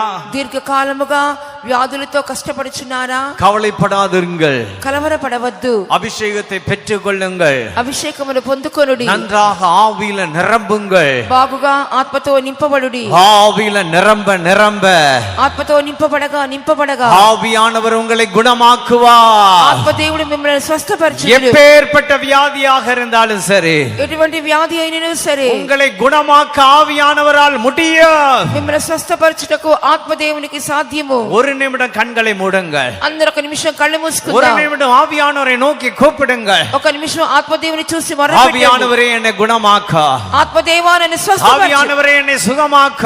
ఆత్మదేవా నన్ను స్వస్థపరచు. ஒருவேளை நீங்கள் சுகமாக இருக்கலாம். ఒకవేళ మీరు బాగుగా ఉండవచ్చును. உங்களுடைய வீடுகளிலே யாராவது வியாதியாக இருக்கிறார்களா? మీ ఇళ్లలో ఎవరైనా వ్యాధిగా ఉండవచ్చును. அவர்களுக்காக தேவனை நோக்கி கூப்பிடுங்கள். వారి కొరకు దేవుని చూసి మొరపెట్టండి. ஆவியானவரே குணமாக்க, పరిశుద్ధాత్మ దేవా మమ్మల్ని அவர்களை స్వస్థపరచు. குணமாக்க, వారిని స్వస్థపరచుము. என்னை குணமாக்க. నన్ను స్వస్థపరచుము. நீர் குணமாக்குக வல்லமை உள்ள தேவன். స్వస్థపరిచే దేవుడై ఉన్నారు. ஆவியானவர் யார் தெரியுமா? ఆత్మైన వారంటే ఎవరో తెలియనా? அவர் தேவன். ఆయన దేవుడు. அவர் தேவனாக இருக்கிறார். ఆయన దేవుడై ఉంటున్నారు. அவருக்கு குணமாக்கக்கூடிய வல்லமை உண்டு. ఆయనలో స్వస్థపరిచే శక్తి ఉన్నది. விசுவாசித்து ஆவியில நிரம்புங்க. విశ్వసించి ఆత్మతో నింపబడండి. எல்லாரும் ஒரு நிமிடம் ஆவியில நிரம்புங்க. అందరూ ఒక నిమిషం ఆత్మతో నింపబడదాము. ஆமென். ஆவியானவர் உங்களை குணமாக்குவார். ఆత్మదేవుడు మన స్వస్థపరచుదురు. ஆமென். உங்களுடைய வியாதியிலிருந்து விடுதலையை தருவார். మీ వ్యాధుల నుంచి స్వస్థతనిచ్చెదరు. நீங்கள் எப்பேற்பட்ட வியாதியஸ்தர்களாக கடந்து வந்திருந்தாலும், మీరు ఎటువంటి వ్యాధులతో వచ్చినను సరే, ஆவியானவருடைய வல்லமையை விசுவாசித்து ஆவியில நிரம்புவீர்கள் என்றார். ఆత్మదేవుని యొక్క శక్తిని విశ్వసించి ఆత్మతో నింపబడినట్లయితే ஆவியானவர் உங்களை குணமாக்குவார். ఆత్మదేవుడు మిమ్మల్ని స్వస్థపరచుదురు. நோயிலிருந்து விடுதலையை தருவார். ఆ యొక్క రోగం నుంచి విడుదల அந்நிய பாஷைகளை பேசுங்க. అన్య భాషలు మాట్లాడండి. ஆவியில நிரம்புங்க. ఆత్మతో నింపబడండి. தேவனை நோக்கி கூப்பிடுங்க. దేవుని చూసి మొరపెట్టుడి. நன்றாக ஸ்தோத்திரம் பண்ணுங்க. బాగా స్తోత్రం చెప్పండి. கைகளை தட்டி தட்டி ஆவியில நிரம்புங்க. చప్పట్లు కొట్టి కొట్టి ఆత్మతో నింపబడండి. ஆவியானவர் உங்களை விடுதலை ஆக்குகிறார். ఆత్మదేవుడు విడుదల చేయుటకు వచ్చి உங்களுடைய ఉన్నారు. வியாதியிலிருந்து விடுதலை ஆக்குகிறார். మీ వ్యాధి నుంచి విడుదల దయచేయబోతున్నారు. கர்த்தருடைய ஆவியானவர் எங்கேயோ దేవుని యొక్క ఆత్మ ఎక్కడో அங்கே விடுதலை உண்டு. అక్కడ విడుదల ఉన్నది. இங்கு ஆவியானவர் இருக்கிறார். ఆత్మదేవుడు ఉన్నారు. உங்களை விடுதலை ஆக்க முடியாத ஆவியானவர் இருக்கிறார். మిమ్మల్ని విడుదల చేయ నిమిత్తం ఆత్మదేవుడు ఇక్కడ ఉన్నారు. உங்களை விடுதலை ஆக்கி கொண்டிருக்கிறார். మిమ్మల్ని విడుదల చేయించు ఉన్నారు. யாரெல்லாம் விசுவாசித்து ஆவியில நிரம்புகிறார்களோ, ఎవరెవరు విశ్వసించి ఆత్మతో నింపబడుచున్నారు, அவர்களை எல்லாரையும் ஆவியானவர் விடுவித்து கொண்டிருக்க, வியாதியிலிருந்து சுகமாக்கி கொண்டிருக்கிறார். వారందరినీ కూడా వారి వ్యాధుల్లో స్వస్థపరచుచున్నారు. சந்தேகப்பட வேண்டாம். సందేహపడవద్దు. விசுவாசியுங்க. విశ్వసించండి. விசுவாசத்தோடு ஆவியில நிரம்புங்க. విశ్వాసముతో ఆత్మతో నింపబడుడి. விசுவாசத்தோடு அந்நிய பாஷைகளை பேசுங்க. విశ్వాసముతో అన్య భాషలు మాట్లాడుడి. ஆமென். ஆவியானவர் உங்களை குணமாக்குகிறார். ఆత్మదేవుడు ఇదిగో స్వస్థపరచుచున్నారు. உங்களுடைய நோய்களை உங்களை விட்டு நீக்குகிறார். మీ రోగములను మీ యొద్ద నుండి తొలగించుచున్నారు. ஆமென். சுகத்தை பெற்றுக்கொள்ளுங்க. స్వస్థతను పొందుకొనుడి. இது ஆமென். சுகத்தை பெற்றுக் கொள்ளுங்கள். స్వస్థతను పొందుకొనుడి. வியாதியை பார்க்க வேண்டாம், వ్యాధిని చూడవద్దు. ஆவியானவரை பாருங்கள். ఆత్మదేవుని చూడండి. வியாதியை பார்க்க வேண்டாம், వ్యాధిని చూడవద్దు. ஆவியானவரை நோக்கி கூப்பிடுங்கள். ఆత్మదేవుని చూసి మొర్రపెట్టుడి. வியாதியை பார்க்க வேண்டாம், వ్యాధిని చూడవద్దు. ஆவியில நிரம்புங்கள். ఆత్మతో నింపబడుడి. வியாதியை பார்க்க வேண்டாம், వ్యాధిని చూడవద్దు. அந்நிய பாஷைகளை பேசுங்கள். అన్య భాషలు మాట్లాడుడి. ஆமென். ஆவியானவர் உங்களை விடுதலையாக்குகிறார். ఆత్మదేవుడు మీకు విడుదల ఇచ్చుచున్నారు. ஆவியானவர் உங்களை விடுதலையாக்குகிறார். ఆత్మదేవుడు మీకు విడుదల ఇచ్చుచున్నారు. அல்லேலூயா. கர்த்தருடைய பரிசுத்த நாமம் மகிமைப்படுவதாக. దేవుని యొక్క పరిశుద్ధ నామం మహిమపరచబడును గాక. கர்த்தர் நம்மை அபிஷேகம் பண்ணி நம்மை ராஜாக்களாக மாற்றி இருக்கிறார். దేవుడు మనల్ని అభిషేకించి రాజులుగా మార్చి ఉన్నారు. அபிஷேகம் பெற்றிருக்கிற நாம் எல்லாருமே ராஜாக்கள் தான். అభిషేకం పొందిన మనం అందరము కూడా రాజులమై ఉన్నాము. பழைய ஏற்பாட்டு காலத்துல சில ராஜாக்களுடைய ஜீவிதத்தை நாம் பார்க்கும் பொழுது, పాత నిబంధన కాలములో కొంతమంది రాజుల జీవితమును మనం చూసినప్పుడు சில ராஜாக்களுடைய ஆரம்பம் நன்றாக இருந்தது, కొంతమంది రాజుల యొక్క ప్రారంభము బాగుగా ఉండెను, ஆனால் முடிவு நன்றாக இல்லை. కానీ వారి ముగింపు బాగుగా లేదు. ஆரம்பம் நன்றாக இருந்தது, ప్రారంభము బాగుండెను, ஆனால் முடிவு நன்றாக இல்லை. కానీ ముగింపు బాగా లేదు. அருமையானவர்களே, முடிவு தான் ரொம்ப முக்கியம். ప్రియమైన వారలారా, మన ముగింపే కదా బాగా ఉండవలేను. மரிக்கும் பொழுது பரலோகத்துக்கு போகணும். మరణించినప్పుడు మన పరలోకానికి వెళ్ళవలేను. எத்தனையோ பேர் மரிக்கும் பொழுது சொல்லுகிறார்கள் அல்லவா, ఎంతో మంది మరణించుచున్నప్పుడు ఇలాగనే చెప్పుచున్నారు కదా, இதோ இயேசு கிறிஸ்து வந்து விட்டார், ఇదిగో యేసు ప్రభు వచ్చి ఉన్నారు, அவர் என்னை கூப்பிடுகிறார், ఆయన నన్ను పిలుచుచున్నారు, நான் போகிறேன், నేను వెళ్ళుచున్నాను, இதோ தேவதூதர்கள் வந்திருக்கிறார்கள், ఇదిగో దేవుని దూతలు వచ్చి ఉన్నారు, என்னை கூப்பிடுகிறார்கள், నన్ను పిలుచుచున్నారు, நான் போகிறேன் నేను వెళ్ళుచున్నాను என்று எத்தனையோ பேர் மரிக்கும் பொழுது சொல்லுகிறார்கள். ఇలాగ అనేక మంది మరణించుచున్నప్పుడు చెప్పుచున్నారు. எவ்வளவு நல்ல மரணம், ఎంత మంచి మరణము, நல்ல முடிவு. మంచి ముగింపు. சிலர் சாகும்போது என்ன சொல்லுகிறார்கள், కొంతమంది చనిపోయేటప్పుడు ఏం చెప్పుదురు, நல்ல விசுவாசிகள், మంచి విశ్వాసులు, தேவ பிள்ளைகள் தான். దేవుని పిల్లలే. ஆனா சிலர் சாகும்போது என்ன சொல்றாங்க, కొంతమంది చనిపోయేటప్పుడు ఏం చెప్పుచున్నారు, ஐயோ ஐயோ ஐயோ ஐயோ ஐயோ என்று அலறிக்கொண்டே மரிக்கிறார்கள். అయ్యో అయ్యో అయ్యో అనుకుంటూ ఏడ్చుకుంటూ చనిపోతున్నారు. ஒரு நல்ல முடிவை அவர்கள் பார்க்கவில்லை. మంచి ముగింపును వారు చూచుటలేదు. அருமையானவர்களே, ప్రియమైన వారలారా, முடிவு ரொம்ப முக்கியமானது. ముగింపు చాలా ముఖ్యమైనది. இன்றைக்கு நமக்கு எல்லாம் இருக்கலாம், ఈ దినమందు మనకు అన్నీ ఉండవచ్చును, ஆனால் முடிவு நன்றாக இல்லாவிட்டால், కానీ ముగింపు బాగుగా లేని ఎడల பரலோகத்துக்குள்ள போகலன்னா పరలోకమునకు వెళ్ళటం కాదు. గాని என்ன பிரயோஜனம்? ஆரம்பம் நன்றாக இருந்து என்ன பிரயோஜனம்? ప్రారంభము బాగుండి ఏమి ప్రయోజనము? పరలోకమునకు వెళ్ళకపోతే. தற்காலம் எல்லாமே நன்றாக போய் கொண்டிருக்கலாம், ప్రస్తుతము అన్ని కూడా బాగుగా వెళ్ళుచుండవచ్చును. கர்த்தருடைய பரிசுத்த நாமம் மகிமைப்படுவதாக. దేవుని పరిశుద్ధ నామం మహిమపరచబడును గాక. முடிவு நன்றாக இருக்க வேண்டும், మన ముగింపు బాగుగా ఉండవలెను, வனாந்தரத்தில் இருக்க வேண்டும். అరణ్యములో ఉండవలెను. சில రాజాக்களை நீங்க பாருங்க, కొంతమంది రాజులను మీరు చూడండి, ஆரம்பம் நன்றாக இருந்தது, ప్రారంభము బాగుగా ఉన్నవారు, ஆனா முடிவு நன்றாக இல்லை. కానీ ముగింపు బాగలేదు. இப்ப உதாரணமாக நம்ம 2 நாளாகமம் 25வது அதிகாரத்துக்கு வரும் பொழுது, 2వ దినవృత్తాంతాల పుస్తకము 25వ అధ్యాయములకు ఉదాహరణంగా మనం చూచినప్పుడు 25வது அதிகாரத்துல அமத்சியா என்கிறதான ராஜாவை குறித்து நாம பார்க்கிறோம். 25వ అధ్యాయములో అమజ్యా అనే రాజు గురించి మనం చదువుచున్నాము. 2வது வசனத்துல என்ன வாசிக்கிறோம்? 2వ వాక్యములో మనం ఏం చదువుచున్నాము? அவன் நல்ல ராஜாவாக இருந்தான். అతడు మంచి రాజుగా ఉండెను. அவன் நல்ல ராஜா, అతడు ఒక మంచి రాజు. அவனுடைய ஆரம்பம் ரொம்ப நன்றாக இருந்தது, అతని యొక్క ప్రారంభము మిక్కిలి బాగుగా ఉండెను, ஆனா முடிவு நன்றாக இல்லை. కానీ అతని యొక్క ముగింపు బాగుగా లేదు. ஆரம்பம் நன்றாக இருந்தது, ప్రారంభము బాగుగా ఉండెను, ஆனால் முடிவு நன்றாக இருக்கவில்லை. కానీ ముగింపు బాగుగా లేదు. அவன் நல்ல ராஜா, ఆయన మంచి రాజు ఉండెను, ஆனால் முடிவு நன்றாக இருக்கவில்லை. కానీ ముగింపు బాగుగా లేదు. அதுக்கு காரணம் என்ன? దానికి కారణం ఏమి? அதே அதிகாரத்துல 16வது வசனத்தை வாசிக்கும் பொழுது, అదే అధ్యాయము 16వ వాక్యం చదువుచున్నప్పుడు, 2 நாளாகமம் 25வது அதிகாரம் 16வது வசனத்தை நாம் வாசிக்கும் பொழுது, రెండో దినవృత్తాంతాల పుస్తకము 25వ అధ్యాయము 16వ వాక్యం చూచినప్పుడు, வாசியுங்கள் 16வது వసనத்தை. 16వ వాక్యం చదువుకుందాం. అతడు అమజ్యాతో మాట్లాడుచుండగా రాజు అతని చూచి, నీవు రాజు యొక్క ఆలోచనకర్తలో ఒకనివైతివా, ఊరుకొనుము, నేను నిన్ను చంపనేలా అని చెప్పగా, ఆ ప్రవక్త, నీవు ఈలాగున చేసి నా ఆలోచనను అంగీకరింపకపోవుట చూచి దేవుడు నిన్ను నశింపచేయనుద్దేశించి ఉన్నాడని నాకు తెలియనని చెప్పి ఊరుకొనెను. தன்னோடே அவன் இப்படி பேசின போது ராஜா அவனை நோக்கி, உன்னை ராஜாவுக்கு ஆலோசனைக்காரனாக வைத்தார்களோ, அதை விட்டுவிடு, நீ ஏன் வெட்டப்பட வேண்டும் என்றான். அப்பொழுது அந்த தீர்க்கதரிசி அதை விட்டுவிட்டு, நீர் இப்படி செய்து என் ஆலோசனையை கேளாமற் போனபடியினால் தேவன் உம்மை அழிக்க யோசனையாய் இருக்கிறார் என்பதை அறிவேன் என்றான். அமத்சியா ஒரு நல்ல ராஜா, అమజ్య ఒక మంచి రాజు ఉన్నాడు.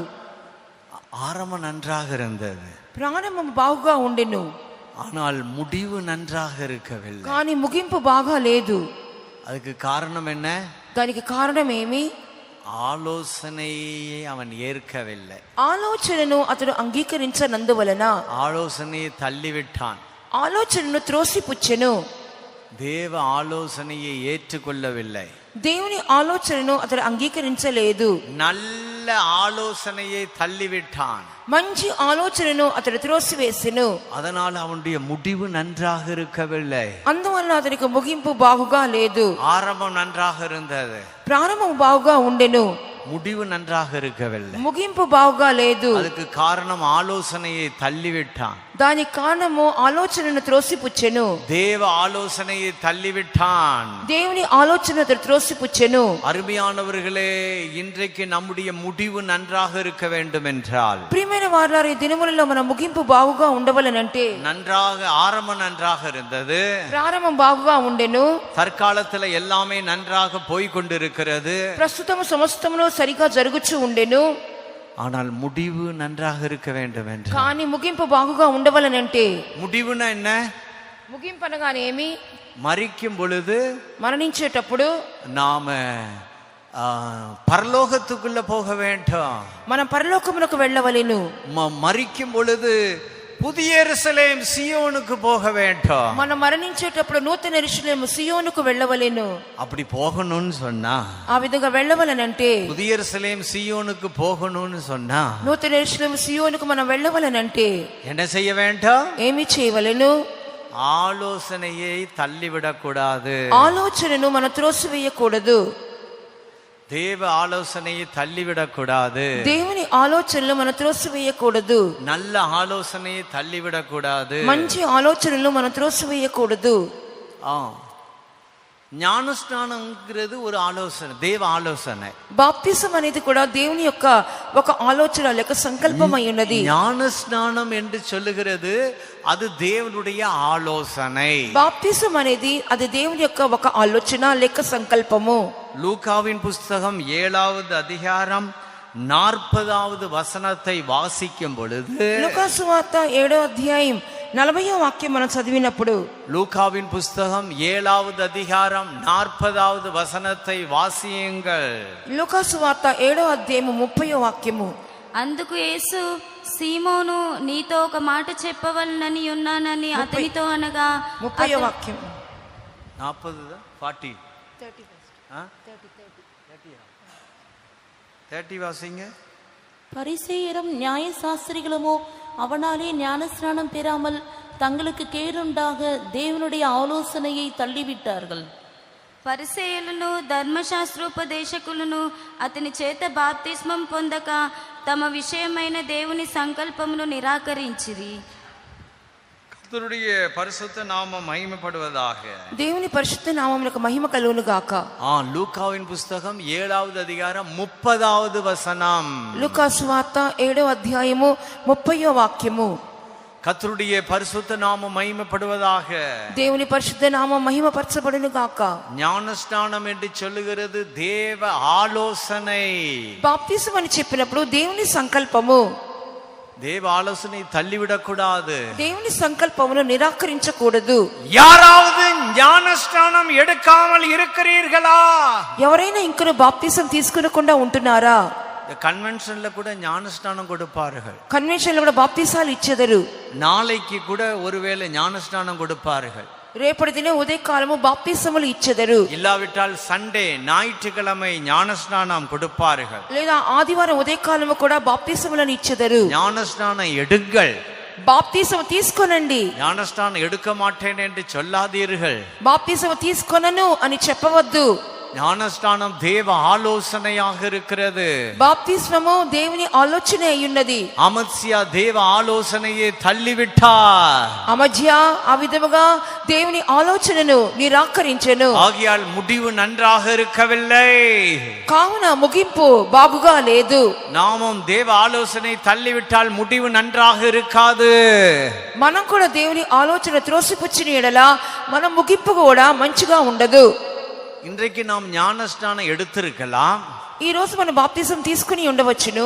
சிலர் என்ன நினைக்கிறார்கள்? కొంతమంది ఏమనుకొనుచున్నారు, ஞானஸ்நானம் எடுத்தா போதும், బాప్తిసం తీసుకుంటే చాలును, பரலோகத்துக்கு போயிடலாம். పరలోకానికి వెళ్ళిపోవచ్చును. ஒருவன் ஜலத்தினாலும் ஆவினாலும் பிறவாவிட்டால் தேவனுடைய ராஜ்யத்தில் பிரவேசிக்க மாட்டான். ఒకటి నీటి మూలముగాను ఆత్మ మూలముగాను జన్మించకపోతే దేవుని రాజ్యంలోనికి ప్రవేశింపడు. ஜலத்தினால பிறக்கிறது என்று சொல்லுகிறது, அதுல ஒரு பிறப்பு, ஞானஸ்நானத்துல ஒரு பிறப்பு தான் உண்டாகிறது. నీటి మూలంగా జన్మించడని చెప్పినప్పుడు బాప్తిసం తీసుకొనిచున్నప్పుడు ఒక జన్మ మాత్రమే అయి ఉంటున్నది. ஒரு வீட்டுல ஒரு பிள்ளை பிறக்கிறது. ఒక ఇంటిలో ఒక బిడ్డ జన్మించుచున్నాడు. பிற்பாடு அந்த பிள்ளை வளர்ந்து கொண்டே இருக்கிறது. ఆ తర్వాత ఆ బిడ్డ ఎదుగుచునే ఉన్నది. அதுபோல ஞானஸ்நானம் எடுக்கும் பொழுது ஒரு பிறப்பு. అదే విధంగా బాప్తిసం తీసుకుంటున్నప్పుడు అది ఒక జన్మ. அதுக்கப்புறம் நம்ம ஞானஸ்நான சத்தியத்துல வளர்ந்து கொண்டே இருக்க வேண்டும். ఆ తర్వాత మనము ఆ బాప్తిస సత్యములో ఎదుగుచూ ఉండవలెను. ஞானஸ்நான சத்தியத்துல வளரணும். బాప్తిసము సత్యములో ఎదగవలెను. ஞானஸ்நான சத்தியம் எதை சொல்லுகிறது? బాప్తిసము సత్యము ఏమని చెప్పుచున్నది? அநேக காரியங்களை சொல்லுகிறது. అనేకమైన కార్యములను చెప్పుచున్నది. எல்லா காரியத்தையும் இப்பொழுது நாம பார்ப்பதற்கு சமயம் இல்லை. అన్ని కార్యములు చెప్పుటకు ఇప్పుడు సమయం లేదు. தொடர்ந்து நீங்கள் எங்களுடைய கூட்டங்களுக்கு வருவீர்கள் என்றால் మీరు కొనసాగించి మా కుటుంబములకు వచ్చిన ఎడల சத்தியங்களை விளங்கிக் கொள்ளலாம், సత్యములను అర్థం చేసుకొనవచ్చును. ஞானஸ்நான சத்தியம், ஒரே ஒரு சத்தியத்தை நான் இப்பொழுது சொல்லுகிறேன். బాప్తిస సత్యములలో ఒకటి మాత్రమే ఇప్పుడు చెప్పుదును. 1 பேதுரு 3வது அதிகாரம் 21வது వచనத்தை వాసిக்கும் பொழுது, మొదటి పేతురు 3వ అధ్యాయము 21వ వాక్యం మనం చదువుచున్నప్పుడు, வாசியுங்கள் 1 பேதுரு 3வது அதிகாரம் 21வது వచనத்தை వాసిயுங்கள். మొదటి పేతురు పత్రిక 3వ అధ్యాయం 21వ వాక్యం చదువుకుందాం. దానికి సాదృశ్యమైన బాప్తిస్మము ఇప్పుడు మిమ్మును రక్షించుచున్నది. అదేదనగా శరీర మాలిన్యము తీసివేయుట కాదు గాని యేసుక్రీస్తు పునరుత్థాన మూలముగా దేవుని విషయం నిర్మలమైన మనస్సాక్షినిచ్చు ప్రత్యుత్తరమే. அதற்கு ஒப்பனையான ஞானஸ்நானமானது மாம்ச அழுக்கை நீக்குதலாயிராமல் தேவனை பற்றும் நல்மனசாட்சியின் உடன்படிக்கையாயிருந்து இப்பொழுது நம்மையும் இயேசு கிறிஸ்துவனுடைய உயிர்த்தெழுதலினால் ரட்சிக்கிறது. தமிழ்ல என்ன போடப்பட்டிருக்கிறது என்றால், తమిళ్లో ఏమి వ్రాయబడి ఉన్నదనగా உடன்படிக்கை, నిబంధన అని వ్రాయబడి ఉన్నది. தமிழ்ல போட்டிருக்கிறது உடன்படிக்கை. తమిళ్లో నిబంధన అని వ్రాయబడి ఉన్నది. ஞானஸ்நானம் என்று சொல்லுகிறது, அது உடன்படிக்கை. బాప్తిసం అని చెప్పుచున్నప్పుడు ఒక ఒడంబడిక. ஞானஸ்நான சத்தியம் என்ன சொல்லுகிறது? బాప్తిస సత్యం ఏమని చెప్పుచున్నది? உடன்படிக்கை செய். నువ్వు ఒడంబడికలకు నిబంధన చేయుము. அந்த உடன்படிக்கையை மரிக்கிற வரைக்கும் பாதுகாத்துக்கொள். ఆ ఒడంబడికను మరణము వరకు కాపాడుకొనుము. உடன்படிக்கை செய். నిబంధన చెయ్యము. மரிக்கிற வரைக்கும் அந்த உடன்படிக்கையில உண்மையாய் இரு. మరణించేంత వరకు ఆ నిబంధనలో నమ్మకముగా ఉండుము. உடன்படிக்கை உடைத்து போடாதே. ఒక నిబంధనను బద్దలు చేయవద్దు என்று ஞானஸ்நானம் சத்தியம் சொல்லுகிறது. అని బాప్తిస సత్యము చెప్పుచున్నది. அந்த ஞானஸ்நான சத்தியம் தான் தேவ ஆலோசனை. ఆ బాప్తిస సత్యమే దేవుని ఆలోచన. தேவ ஆலோசனை என்ன சொல்லுகிறது? దేవుని ఆలోచన ఏం చెప్పుచున్నది? உடன்படிக்கை செய். నిబంధన చేయుము. அந்த உடன்படிக்கை கடைசி வரைக்கும் அதை காத்துக்கொள். ఆ నిబంధనను చివరి వరకు కాపాడుకొనుము. அதை உடைத்து போடாதே. దానిని బద్దలు చేయవద్దు. ஒருவேளை அந்த உடன்படிக்கையை உடைத்து போட்டு விட்டால், ఒకవేళ నిబంధనను బద్దలు చేసిన ఎడల உண்மையான மனஸ்தாபத்தோடு, నిజమైన పశ్చాత్తాపముతో, அழுகையோடு, ఏడ్పుతో தேவனிடத்துல மன்னிப்பு கேட்க வேண்டும். దేవుని యొద్ద క్షమాపణ అడగవలెను. உடன்படிக்கையை உடைத்து போடக்கூடாது. నిబంధనను మనం బద్దలు చేయకూడదు.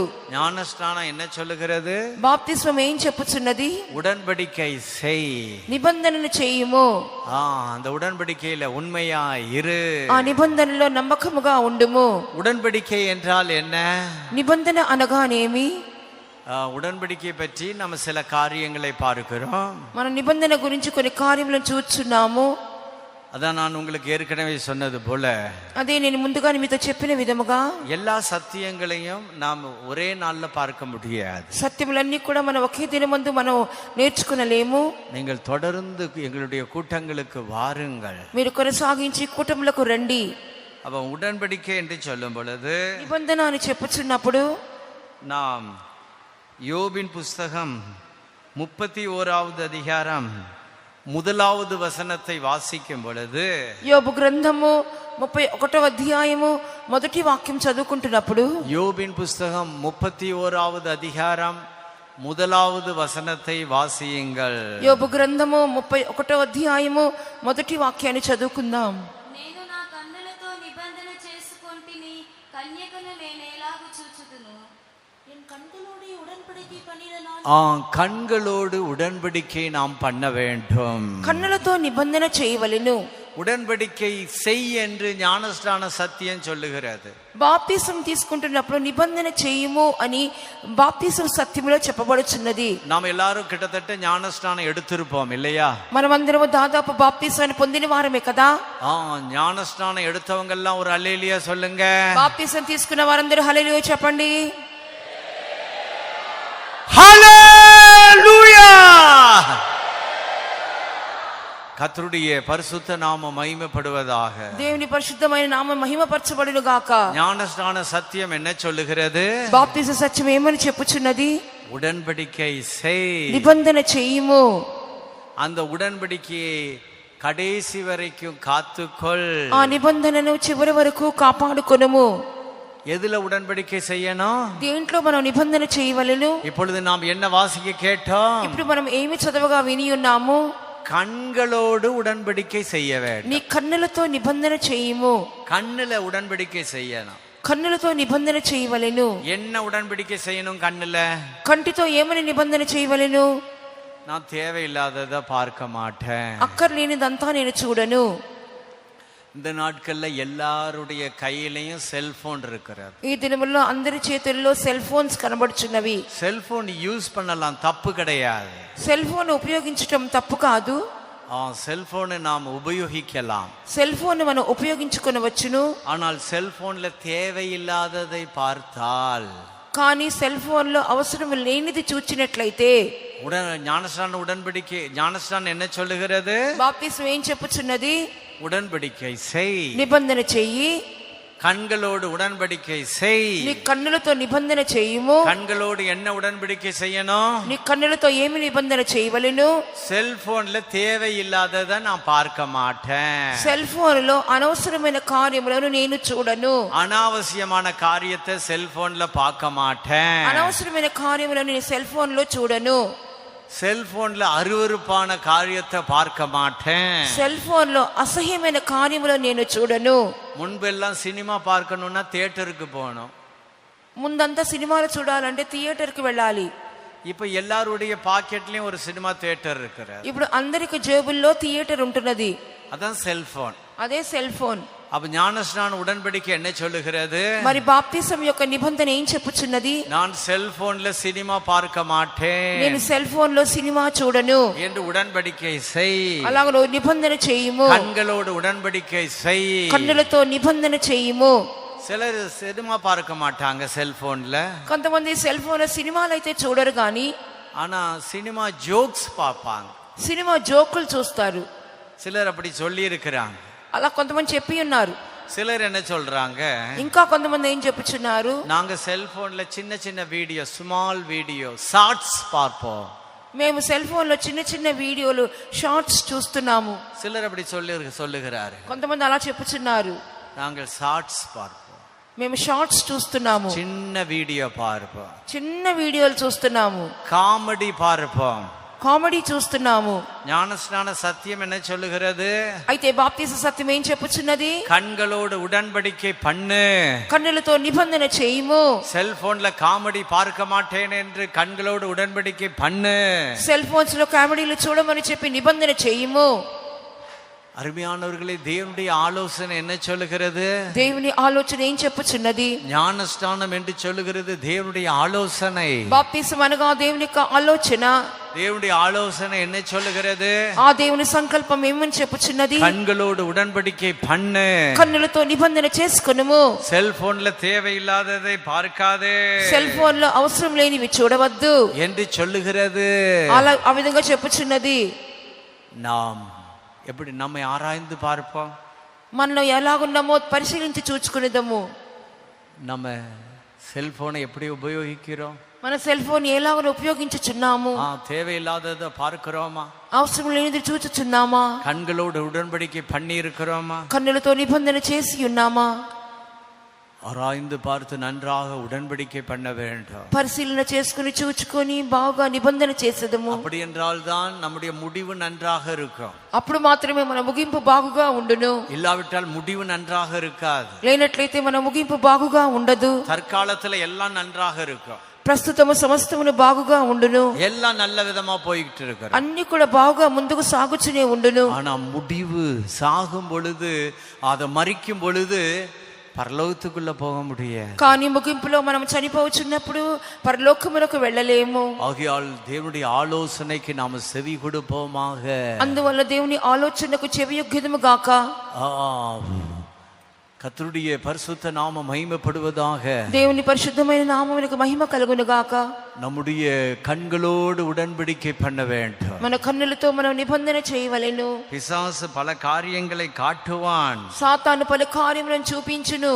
ஏதேன் தோட்டத்துல நாம பார்க்கும் பொழுது, ఏదైనా తోటలో మనం చూసినప్పుడు, நாம் ஆதியாகமம் 3வது அதிகாரம் 6வது வசனத்தை பார்க்கும் பொழுது, ఆదికాండము 3వ అధ్యాయం 6వ వాక్యం చదివినప్పుడు, ஏவாள் அந்த கனியை இச்சிக்கப்பட விருட்சமாக கண்டால் பார்த்தாள். హవ్వ ఆ యొక్క వృక్షం యొక్క పండ్లను ఆమె చూచి ఉన్నది. அவள் வஞ்சிக்கப்பட்டு போனாள், ఆమె మోసగించబడి ఉన్నది. கர்த்தருடைய பரிசுத்த நாமம் மகிமைப்படுவதாக. దేవుని పరిశుద్ధ నామమునకు మహిమ కలుగును గాక. பிசாசு வஞ்சித்து விட்டான், సాతాను మోసగించెను. ஆகையால் நாம் பிசாசினால் வஞ்சிக்கப்படுவதற்கு இடம் கொடுத்து விடக்கூடாது. కావున సాతాను ద్వారా మోసగించబడుటకు మనం చోటు ఇవ్వకూడదు. பிசாசு நம்மிடத்துல சொல்லுவான், సాతాను మనతో చెప్పును. என்ன சொல்லுவான்? ఏమని చెప్పును? இதுல பார்க்கிறதுல என்ன தப்பு இருக்குது? దీనిలో చూడటంలో ఏం తప్పున్నది? நீ என்ன முழு சினிமாவையா பார்க்கிற? నేనేమన్నా సినిమా అంతా చూస్తున్నానా? ஏதோ சினிமால ஒரு ஜோக்ஸ் காமெடியை தானே பார்க்கிற. ఏదో సినిమాలో ఉంటున్నటువంటి కామెడీ జోక్స్ మాత్రమే చూస్తున్నాను. ஷார்ட்ஸ் எல்லாம் பார்க்கிறதுல என்ன தப்பு இருக்குது? ఈ షార్ట్స్ ని చూడటంలో తప్పు ఏమున్నది? நீ நன்றாக பார், నువ్వు బాగా చూడు. அருமையானவர்களே, பிசாசினால் வஞ்சிக்கப்பட்டு போய்விட வேண்டாம். సైతానుతో మీరు మోసగించబడవద్దు. பிசாசு அவன் வஞ்சிக்கிறவன், సాతాను మోసగించువాడు. அவன் என்ன சொல்லுகிறான்? అతడు ఏం చెప్పుచున్నాడు? உலகத்தை அனுபவி, లోకమును అనుభవించు, உலகத்தை அனுபவி, లోకమును అనుభవించు, உலகத்திலே சந்தோஷமாக இரு, లోకములో సంతోషముగా ఉండుము, பாவத்தை செய்து சந்தோஷமாக இரு, పాపము చేసి చేసి సంతోషపడుము, செல்போன்ல தேவையில்லாததெல்லாம் பார்த்து சந்தோஷமா இரு, సెల్ ఫోన్ లో అవసరం లేని కార్యములన్నీ చూసి సంతోషపడము. உலகத்தை அனுபவி. లోకమును అనుభవించుము. இன்டர்நெட்ல தேவையில்லாததை பார்த்து சந்தோஷமாயிரு. ఇంటర్నెట్ లో అవసరం లేని కార్యములను చూసి సంతోషపడము. செத்த பிறகு என்கிட்ட நரகத்துல என் கூட பாடுபடு. చనిపోయిన తర్వాత నరకములోకి వచ్చి నాతో పాటు శ్రమ అనుభవించుము. இப்போ உலகத்துல நல்ல தேவையில்லாததெல்லாம் செல்போன்ல பார்த்து சந்தோஷப்படு. ఇప్పుడు లోకంలో సెల్ ఫోన్లు చూసి అవసరం లేని కార్యములను చూసి సంతోషపడము. மரித்த பிற்பாடு என்னோட நரகத்துல வேதனைப்படுன்னு சொல்றான். మరణించిన తర్వాత నాతో పాటు కలిసి నరకములో వేదన పడము. ஆண்டவர் என்ன சொல்லுகிறார்? దేవుడు ఏం చెప్పుచున్నారు? இந்த உலகத்துல எனக்காக பாடுபடு, ఈ లోకములో నా కొరకు శ్రమ పడము, எனக்காக கஷ்டங்களை சகி, నా కొరకు కష్టములను సహించుము. மரித்த பிற்பாடு என்னோட பரலோகத்துல சந்தோஷமாயிரு. మరణించిన తర్వాత పరలోకములో నాతో కలిసి సంతోషించుము. அருமையானவர்களே, ప్రియమైన వారలారా, பிசாசினால வஞ்சிக்கப்பட்டு போய்விட வேண்டாம். సాతాను ద్వారా వంచింపబడవద్దు. நரகம் உண்மை, నరకము నిజమైనదే, பரலோகம் உண்மை. పరలోకమును నిజమైనదే. அநேகர் நரகம் இல்லை என்று சொல்லுகிறார்கள். అనేకులు నరకము లేదని చెప్పుచున్నారు. அநேக கிறிஸ்தவர்கள் கூட என்ன சொல்லுகிறார்கள்? అనేక మంది క్రైస్తవులు ఏమని చెప్పుచున్నారు? நரகம் இல்லை என்று சொல்லுகிறார்கள். నరకము లేదని చెప్పుచున్నారు. அருமையானவர்களே, ஏமாந்து போய்விட வேண்டாம். ప్రియమైన వారలారా, మోసగించబడవద్దు. நரகம் உண்மை, నరకము నిజము, பரலோகமும் உண்மை. పరలోకము కూడా నిజమే. நாம் பரலோகத்துக்கு போக வேண்டாம். మనం పరలోకమునకు వెళ్ళవలెను. அதனால நாம் அதுக்கு நம்முடைய முடிவு நன்றாக இருக்க வேண்டும். దాని కొరకు మన ముగింపు బాగుగా ఉండవలెను. முடிவு நன்றாக இருக்க வேண்டும். మన ముగింపు బాగుగా ఉండవలనంటే நாம் வனாந்தரத்தில் இருக்க வேண்டும். మనం అరణ్యములో ఉండవలెను. அமத்சியா ராஜாவுடைய முடிவு நன்றாக இருக்கவில்லை. అమధ్య రాజుకు ముగింపు బాగుగా లేదు. காரணம் தேவ ஆலோசனையை விட்டுவிட்டான். ఎందుకంటే దేవుని ఆలోచనను నిరాకరించెను. ஞானஸ்நானம் தேவ ஆலோசனையாக బాప్తిసం దేవుని ఆలోచన ఉన్నది. ஞானஸ்நானம் என்ன சொல்லுகிறது? బాప్తిసం ఏమని చెప్పుచున్నది? உடன்படிக்கை செய், నిబంధన చేయుము. கண்களோடு உடன்படிக்கை செய், కన్నులతో నిబంధన చేయుము. நாமும் கண்களோடு உடன்படிக்கை செய்வோமாக. మనం కూడా కన్నులతో నిబంధన చేసేదము. நம்ம எல்லாரும் நம்முடைய கண்களை மூடுவோம். మనమందరం మన కళ్ళు మూసుకుందాం. தேவனை நோக்கி ஜெபிப்போம். దేవుని చూసి ప్రార్థించదము. ஆண்டவரே, என்னுடைய முடிவு நன்றாக இருக்க வேண்டும். దేవా, నా ముగింపు బాగుగా ఉండవలెను. இந்த வருடத்தின் முடிவுக்கு வந்திருக்கிறோம். సంవత్సరం యొక్క ముగింపులోకి వచ్చి ఉన్నాము. நம்முடைய முடிவையும் நினைத்து பார்ப்போம். మన యొక్క అంతమును తేరి చూచెదము. ஆண்டவரே, என்னுடைய ஆரம்பம் நன்றாக இருந்தது. దేవా, నా ప్రారంభం బాగానే ఉండినది. இப்பொழுது எல்லாமே நன்றாக போய் கொண்டிருக்கிறது. ఇప్పుడు అంతా కూడా నా నుండి వెళ్ళిపోవచ్చున్నది. ஆனால் என்னுடைய முடிவு நன்றாக இருக்க வேண்டும். అయితే నా ముగింపు బాగుగా ఉండవలెను. ஆமென். அதுக்காக எல்லாரும் வாஞ்சித்து ஜெபிப்போம். దాని కొరకు అందరూ వాంఛించి ప్రార్థించదము. ஆண்டவரே, நான் மரிக்கும் பொழுது சியோன் எருசலேமுக்குள்ள வர வேண்டுமே. దేవా, నేను మరణించినప్పుడు సియోను యెరూషలేములోకి రావలెను. பரலோகத்துக்குள்ள பிரவேசிக்க வேண்டுமே. పరలోకములో నేను ప్రవేశించవలెను. என்னுடைய முடிவு நன்றாக இருக்க வேண்டுமே. నా ముగింపు బాగుగా ఉండవలెను. என்னுடைய முடிவு மகிமையாக இருக்க வேண்டுமே. నా ముగింపు మహిమకరముగా ఉండవలెను. ஆமென். எல்லாரும் தேவனை நோக்கி ஜெபிப்போம். అందరూ దేవుని చూసి ప్రార్థించదము. தேவனுடைய ஆலோசனையை தள்ளிவிட வேண்டாம். దేవుని ఆలోచన నిరాకరించవద్దు. அமத்சியா தள்ளிவிட்டான். అమధ్య త్రోసివేసెను. முடிவு நன்றாக இருக்கவில்லை. ముగింపు బాగుగా లేదు. அமத்சியா ஆரம்பம் நன்றாக இருந்தது. అమధ్య యొక్క ప్రారంభము బాగుగా ఉండెను. முடிவு நன்றாக இருக்கவில்லை. ముగింపు బాగా లేదు. எத்தனை பேர் முடிவு நன்றாக இருக்க வேண்டும் என்று விரும்புகிறார்? ఎంతమంది యొక్క ముగింపు బాగా ఉండాలని కోరుచున్నారు? தேவனை நோக்கி ஜெபியுங்கள். దేవుని చూసి ప్రార్థించండి. கர்த்தர் தாமே நம்மை ஆசீர்வதிப்பாராக. ప్రభు తానే మనల్ని ఆశీర్వదించును గాక. ఆకర్షించి అరణ్యంలో కొనిపోయి ఆశ్చర్య ప్రేమతో మాట్లాడితివి. ఆకర్షించి అరణ్యంలో కొనిపోయి ఆశ్చర్య ప్రేమతో మాట్లాడితివి. ఆదరించిరి నన్ను శ్రమలయందు అద్భుత నిరీక్షణ కలిగించితిరి. ఆదరించిరి నన్ను శ్రమలయందు అద్భుత నిరీక్షణ కలిగించితిరి. ఆకర్షించి అరణ్యంలో కొనిపోయి ఆశ్చర్య ప్రేమతో మాట్లాడితివి. ఆకర్షించి అరణ్యంలో కొనిపోయి కాపాడితివి ఆదరించిరి నన్ను శ్రమల యందు అద్భుత నిరీక్షణ కలిగించితిరి ఆదరించి నన్ను శ్రమల యందు అద్భుత నిరీక్షణ కలిగించితిరి ఆకర్షించి హృదయంలో కొనిపోయి ఆశ్చర్య ప్రేమతో మాట్లాడితివి ఆకర్షించి హృదయంలో కొనిపోయి ఆశ్చర్య ప్రేమతో మాట్లాడితివి ఆకర్షించి హృదయంలో కొనిపోయి ఆశ్చర్య ప్రేమతో మాట్లాడితివి ఆకర్షించి హృదయంలో కొనిపోయి ఆశ్చర్య ప్రేమతో మాట్లాడితివి ఆకర్షించి హృదయంలో కొనిపోయి ఆశ్చర్య ప్రేమతో మాట్లాడితివి ఆకర్షించి హృదయంలో కొనిపోయి ఆశ్చర్య ప్రేమతో మాట్లాడితివి ఆకర్షించి హృదయంలో కొనిపోయి ఆశ్చర్య ప్రేమతో మాట్లాడితివి ராலாபா கராலாபா ஷராலாபா துராலாபா துராபா கராலாபா ஷராலாபா துரே. ஆமென் ஆண்டவரே, ஹல்லேலூயா. துராலாபா கராலாபா துரே.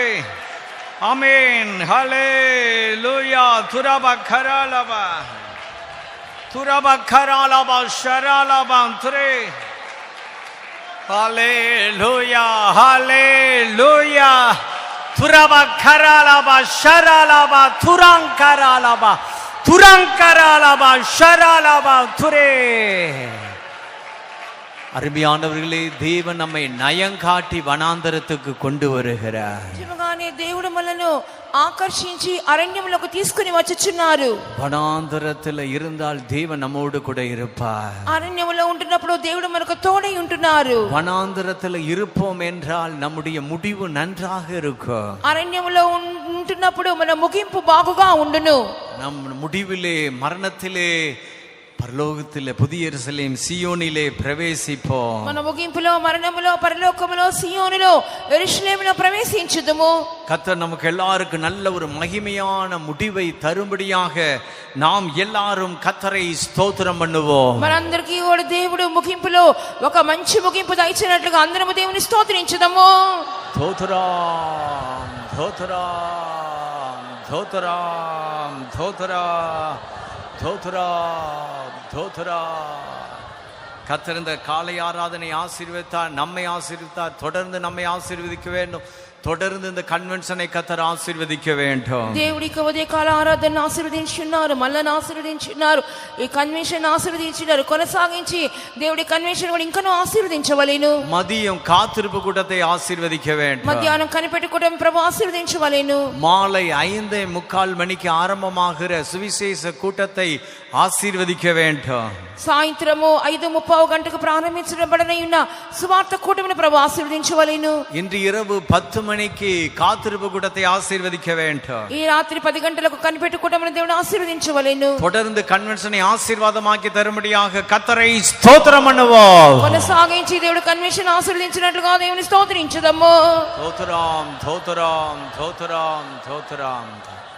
எல்லா துதி கன மகிமையும் பிதா குமாரன் பரிசுத்த ஆவியானவராகிய தேவனுக்கு செலுத்தி ஸ்தோத்திரம் பண்ணுவோம். సమస్త స్తుతి ఘనత మహిమ తండ్రి అయినటువంటి తండ్రి కుమార పరిశుద్ధాత్మ దేవునికి చెల్లించి స్తోత్రించుదాము. தோத்ராம் தோத்ராம் தோத்ராம் தோத்ராம்.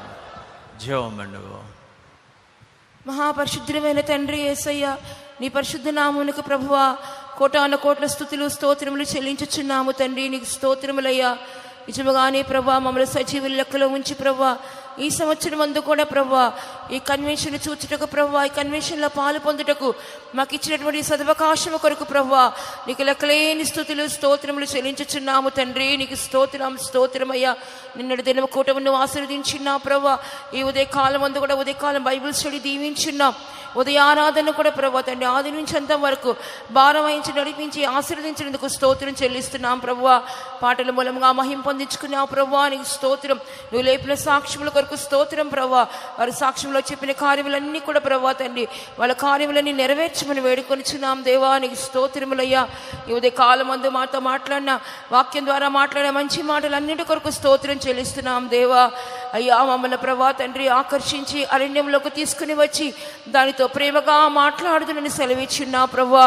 నిజమే నాయన తండ్రి మమ్మల్ని ఆకర్షించి తీసుకుని వచ్చిన్నా ప్రభా. అలనాడు ఇశ్రాయేలు ప్రజలకు ప్రభా ఐగుప్తు దేశంలో దాసత్వంలో ఉంటున్నప్పుడు వాడిని ప్రభా పాలు తేళ్లు ప్రవహించే దేశం ఇస్తానని వాగ్దానము చేసి ప్రభా ఆ విధంగా ఆకర్షించి ప్రభా నువ్వు తీసుకుని వచ్చినావు ప్రభా. మార్గ మధ్యంలో శ్రమల గురించియో కష్టముల గురించియో నువ్వు చెప్పలేదు ప్రభా. ఒకవేళ చెప్పినట్లయితే వాళ్ళు బయలుదేరకపోయి ఉండవచ్చును ప్రభా. మా జీవితంలో కూడా మా మమ్మల్ని కూడా ప్రభా తండ్రి యేసయ్య అయ్యా పరలోకంలోకి సియోను యెరూషలేము తీసుకుని వెళ్తానని ప్రభా చెప్పిన ఆయన తండ్రి ఈ మార్గంలోకి తీసుకుని వచ్చినావు ప్రభా తండ్రి. నిజమే నాయన ఈ అరణ్యంలో అనేకమైన శ్రమలు కష్టములు నష్టములు ఉంటున్నప్పటికీ కూడా ప్రభా తుదకు నువ్వు మేలు చేసే దేవుడవే ప్రభా. దాని కొరకే తీసుకొని వచ్చినా ప్రభా. మా యొక్క ప్రారంభం కంటే మా ముగింపు శ్రేయస్కరముగా ఉండవలెనయ్యా. దాని కొరకు ప్రభా తండ్రి మా జీవితమును ప్రభా మీ సత్యములకు అప్పగించుకున్న వారముగా అయ్యా తండ్రి మేము నిబంధన చేస్తున్న వారముగా ప్రభా కనబట్టకు సహాయం చేయండి ప్రభా. బాప్తిసం తీసుకున్నంత మాత్రమే సరిపోదు ప్రభా. దాని సత్యములను మేము పాటించే వారముగా ప్రభా నిబంధన చేసి అంతవరకు ఆ నిబంధన నిలిచిన వారముగా ఈ దినములలో మార్చమని వేడుకొంచున్నాం దేవా. నీ స్తోత్రములయ్యా. పాత నిబంధనలో అమధ్య రాజును మేము చూస్తున్నాం తండ్రి. అతని ప్రారంభం బాగుగా ఉండినప్పటికీ ప్రభా తండ్రి దేవుని ఆలోచనలు దేవుని సంకల్పం నిరాకరించి ప్రభా తనకు ముగింపుని ప్రభా తండ్రి యేసయ్య దౌర్భాగ్యంగా చేసుకున్న విధముగా మేము ఎవ్వరం కూడా ఆ రీతిగా చేసుకునకుండా ప్రభా తండ్రి దేని కొరకు పిలిచిన్నావో ప్రభా తండ్రి దేని చేత పట్టబడి ఉన్నామో దేవా దాని కొరకు ప్రభా తండ్రి అంతమ వరకు ప్రభా మేము చేసిన తీర్మానంలో నిలకడగా ఉండి ప్రభా ఈ అరణ్య మార్గంలో ప్రభా తండ్రి జయకరంగా ముందు సాటుకు సహాయం చేయని వేడుకొంచిన సడుగురు సంశయాలను మాని ప్రభా తండ్రి పిలిచిన పిలుపుకు ఏర్పాటు తగిన విధంగా జీవించి ప్రభా తండ్రి నీ రాకడలో మీ అందరూ కనబట్టకు సహాయం చేయండి. తీసుకొచ్చి నీ బిడ్డల కొరకు స్తోత్రం ప్రభా. మధ్యాహ్నం సాయంత్రం జరిగే కుటాలన్నీ ఆశీర్వదించమని వేడుకొంచిన నీ దాసునికి ఇచ్చిన కృప కొరకు స్తోత్రం ప్రభా. మమ్మల్ని అందరినీ పరిశుద్ధపరిచి ప్రభా తండ్రి అపరలోక రాజ్యములో నిత్యములో సియోను యెరూషలేముగా మార్చి మమ్మల్ని తీసుకుని వెళ్ళమని యేసయ్య నామం పేరిట వేడుకొనిచున్నాము తండ్రి. ஆமென். நம்முடைய கர்த்தராகிய இயேசு கிறிஸ்துவின் கிருபையும் பிதாவாகிய தேவனுடைய அன்பும் பரிசுத்த ஆவியானவருடைய ஐக்கியமும் பாதுகாவலும் நம்ம நீரோடும் கர்த்தராகிய இயேசு கிறிஸ்துவின் வருகை மட்டும் என்றென்றைக்கும் கூட இருப்பதாக. ஹல்லேலூயா ஹல்லேலூயா ஹல்லேலூயா. స్తోత్రం. కర్తరు உங்களை ఆశీర్వదిపారాக. ప్రభు మిమ్మల్ని అందరినీ ఆశీర్వదించును గాక.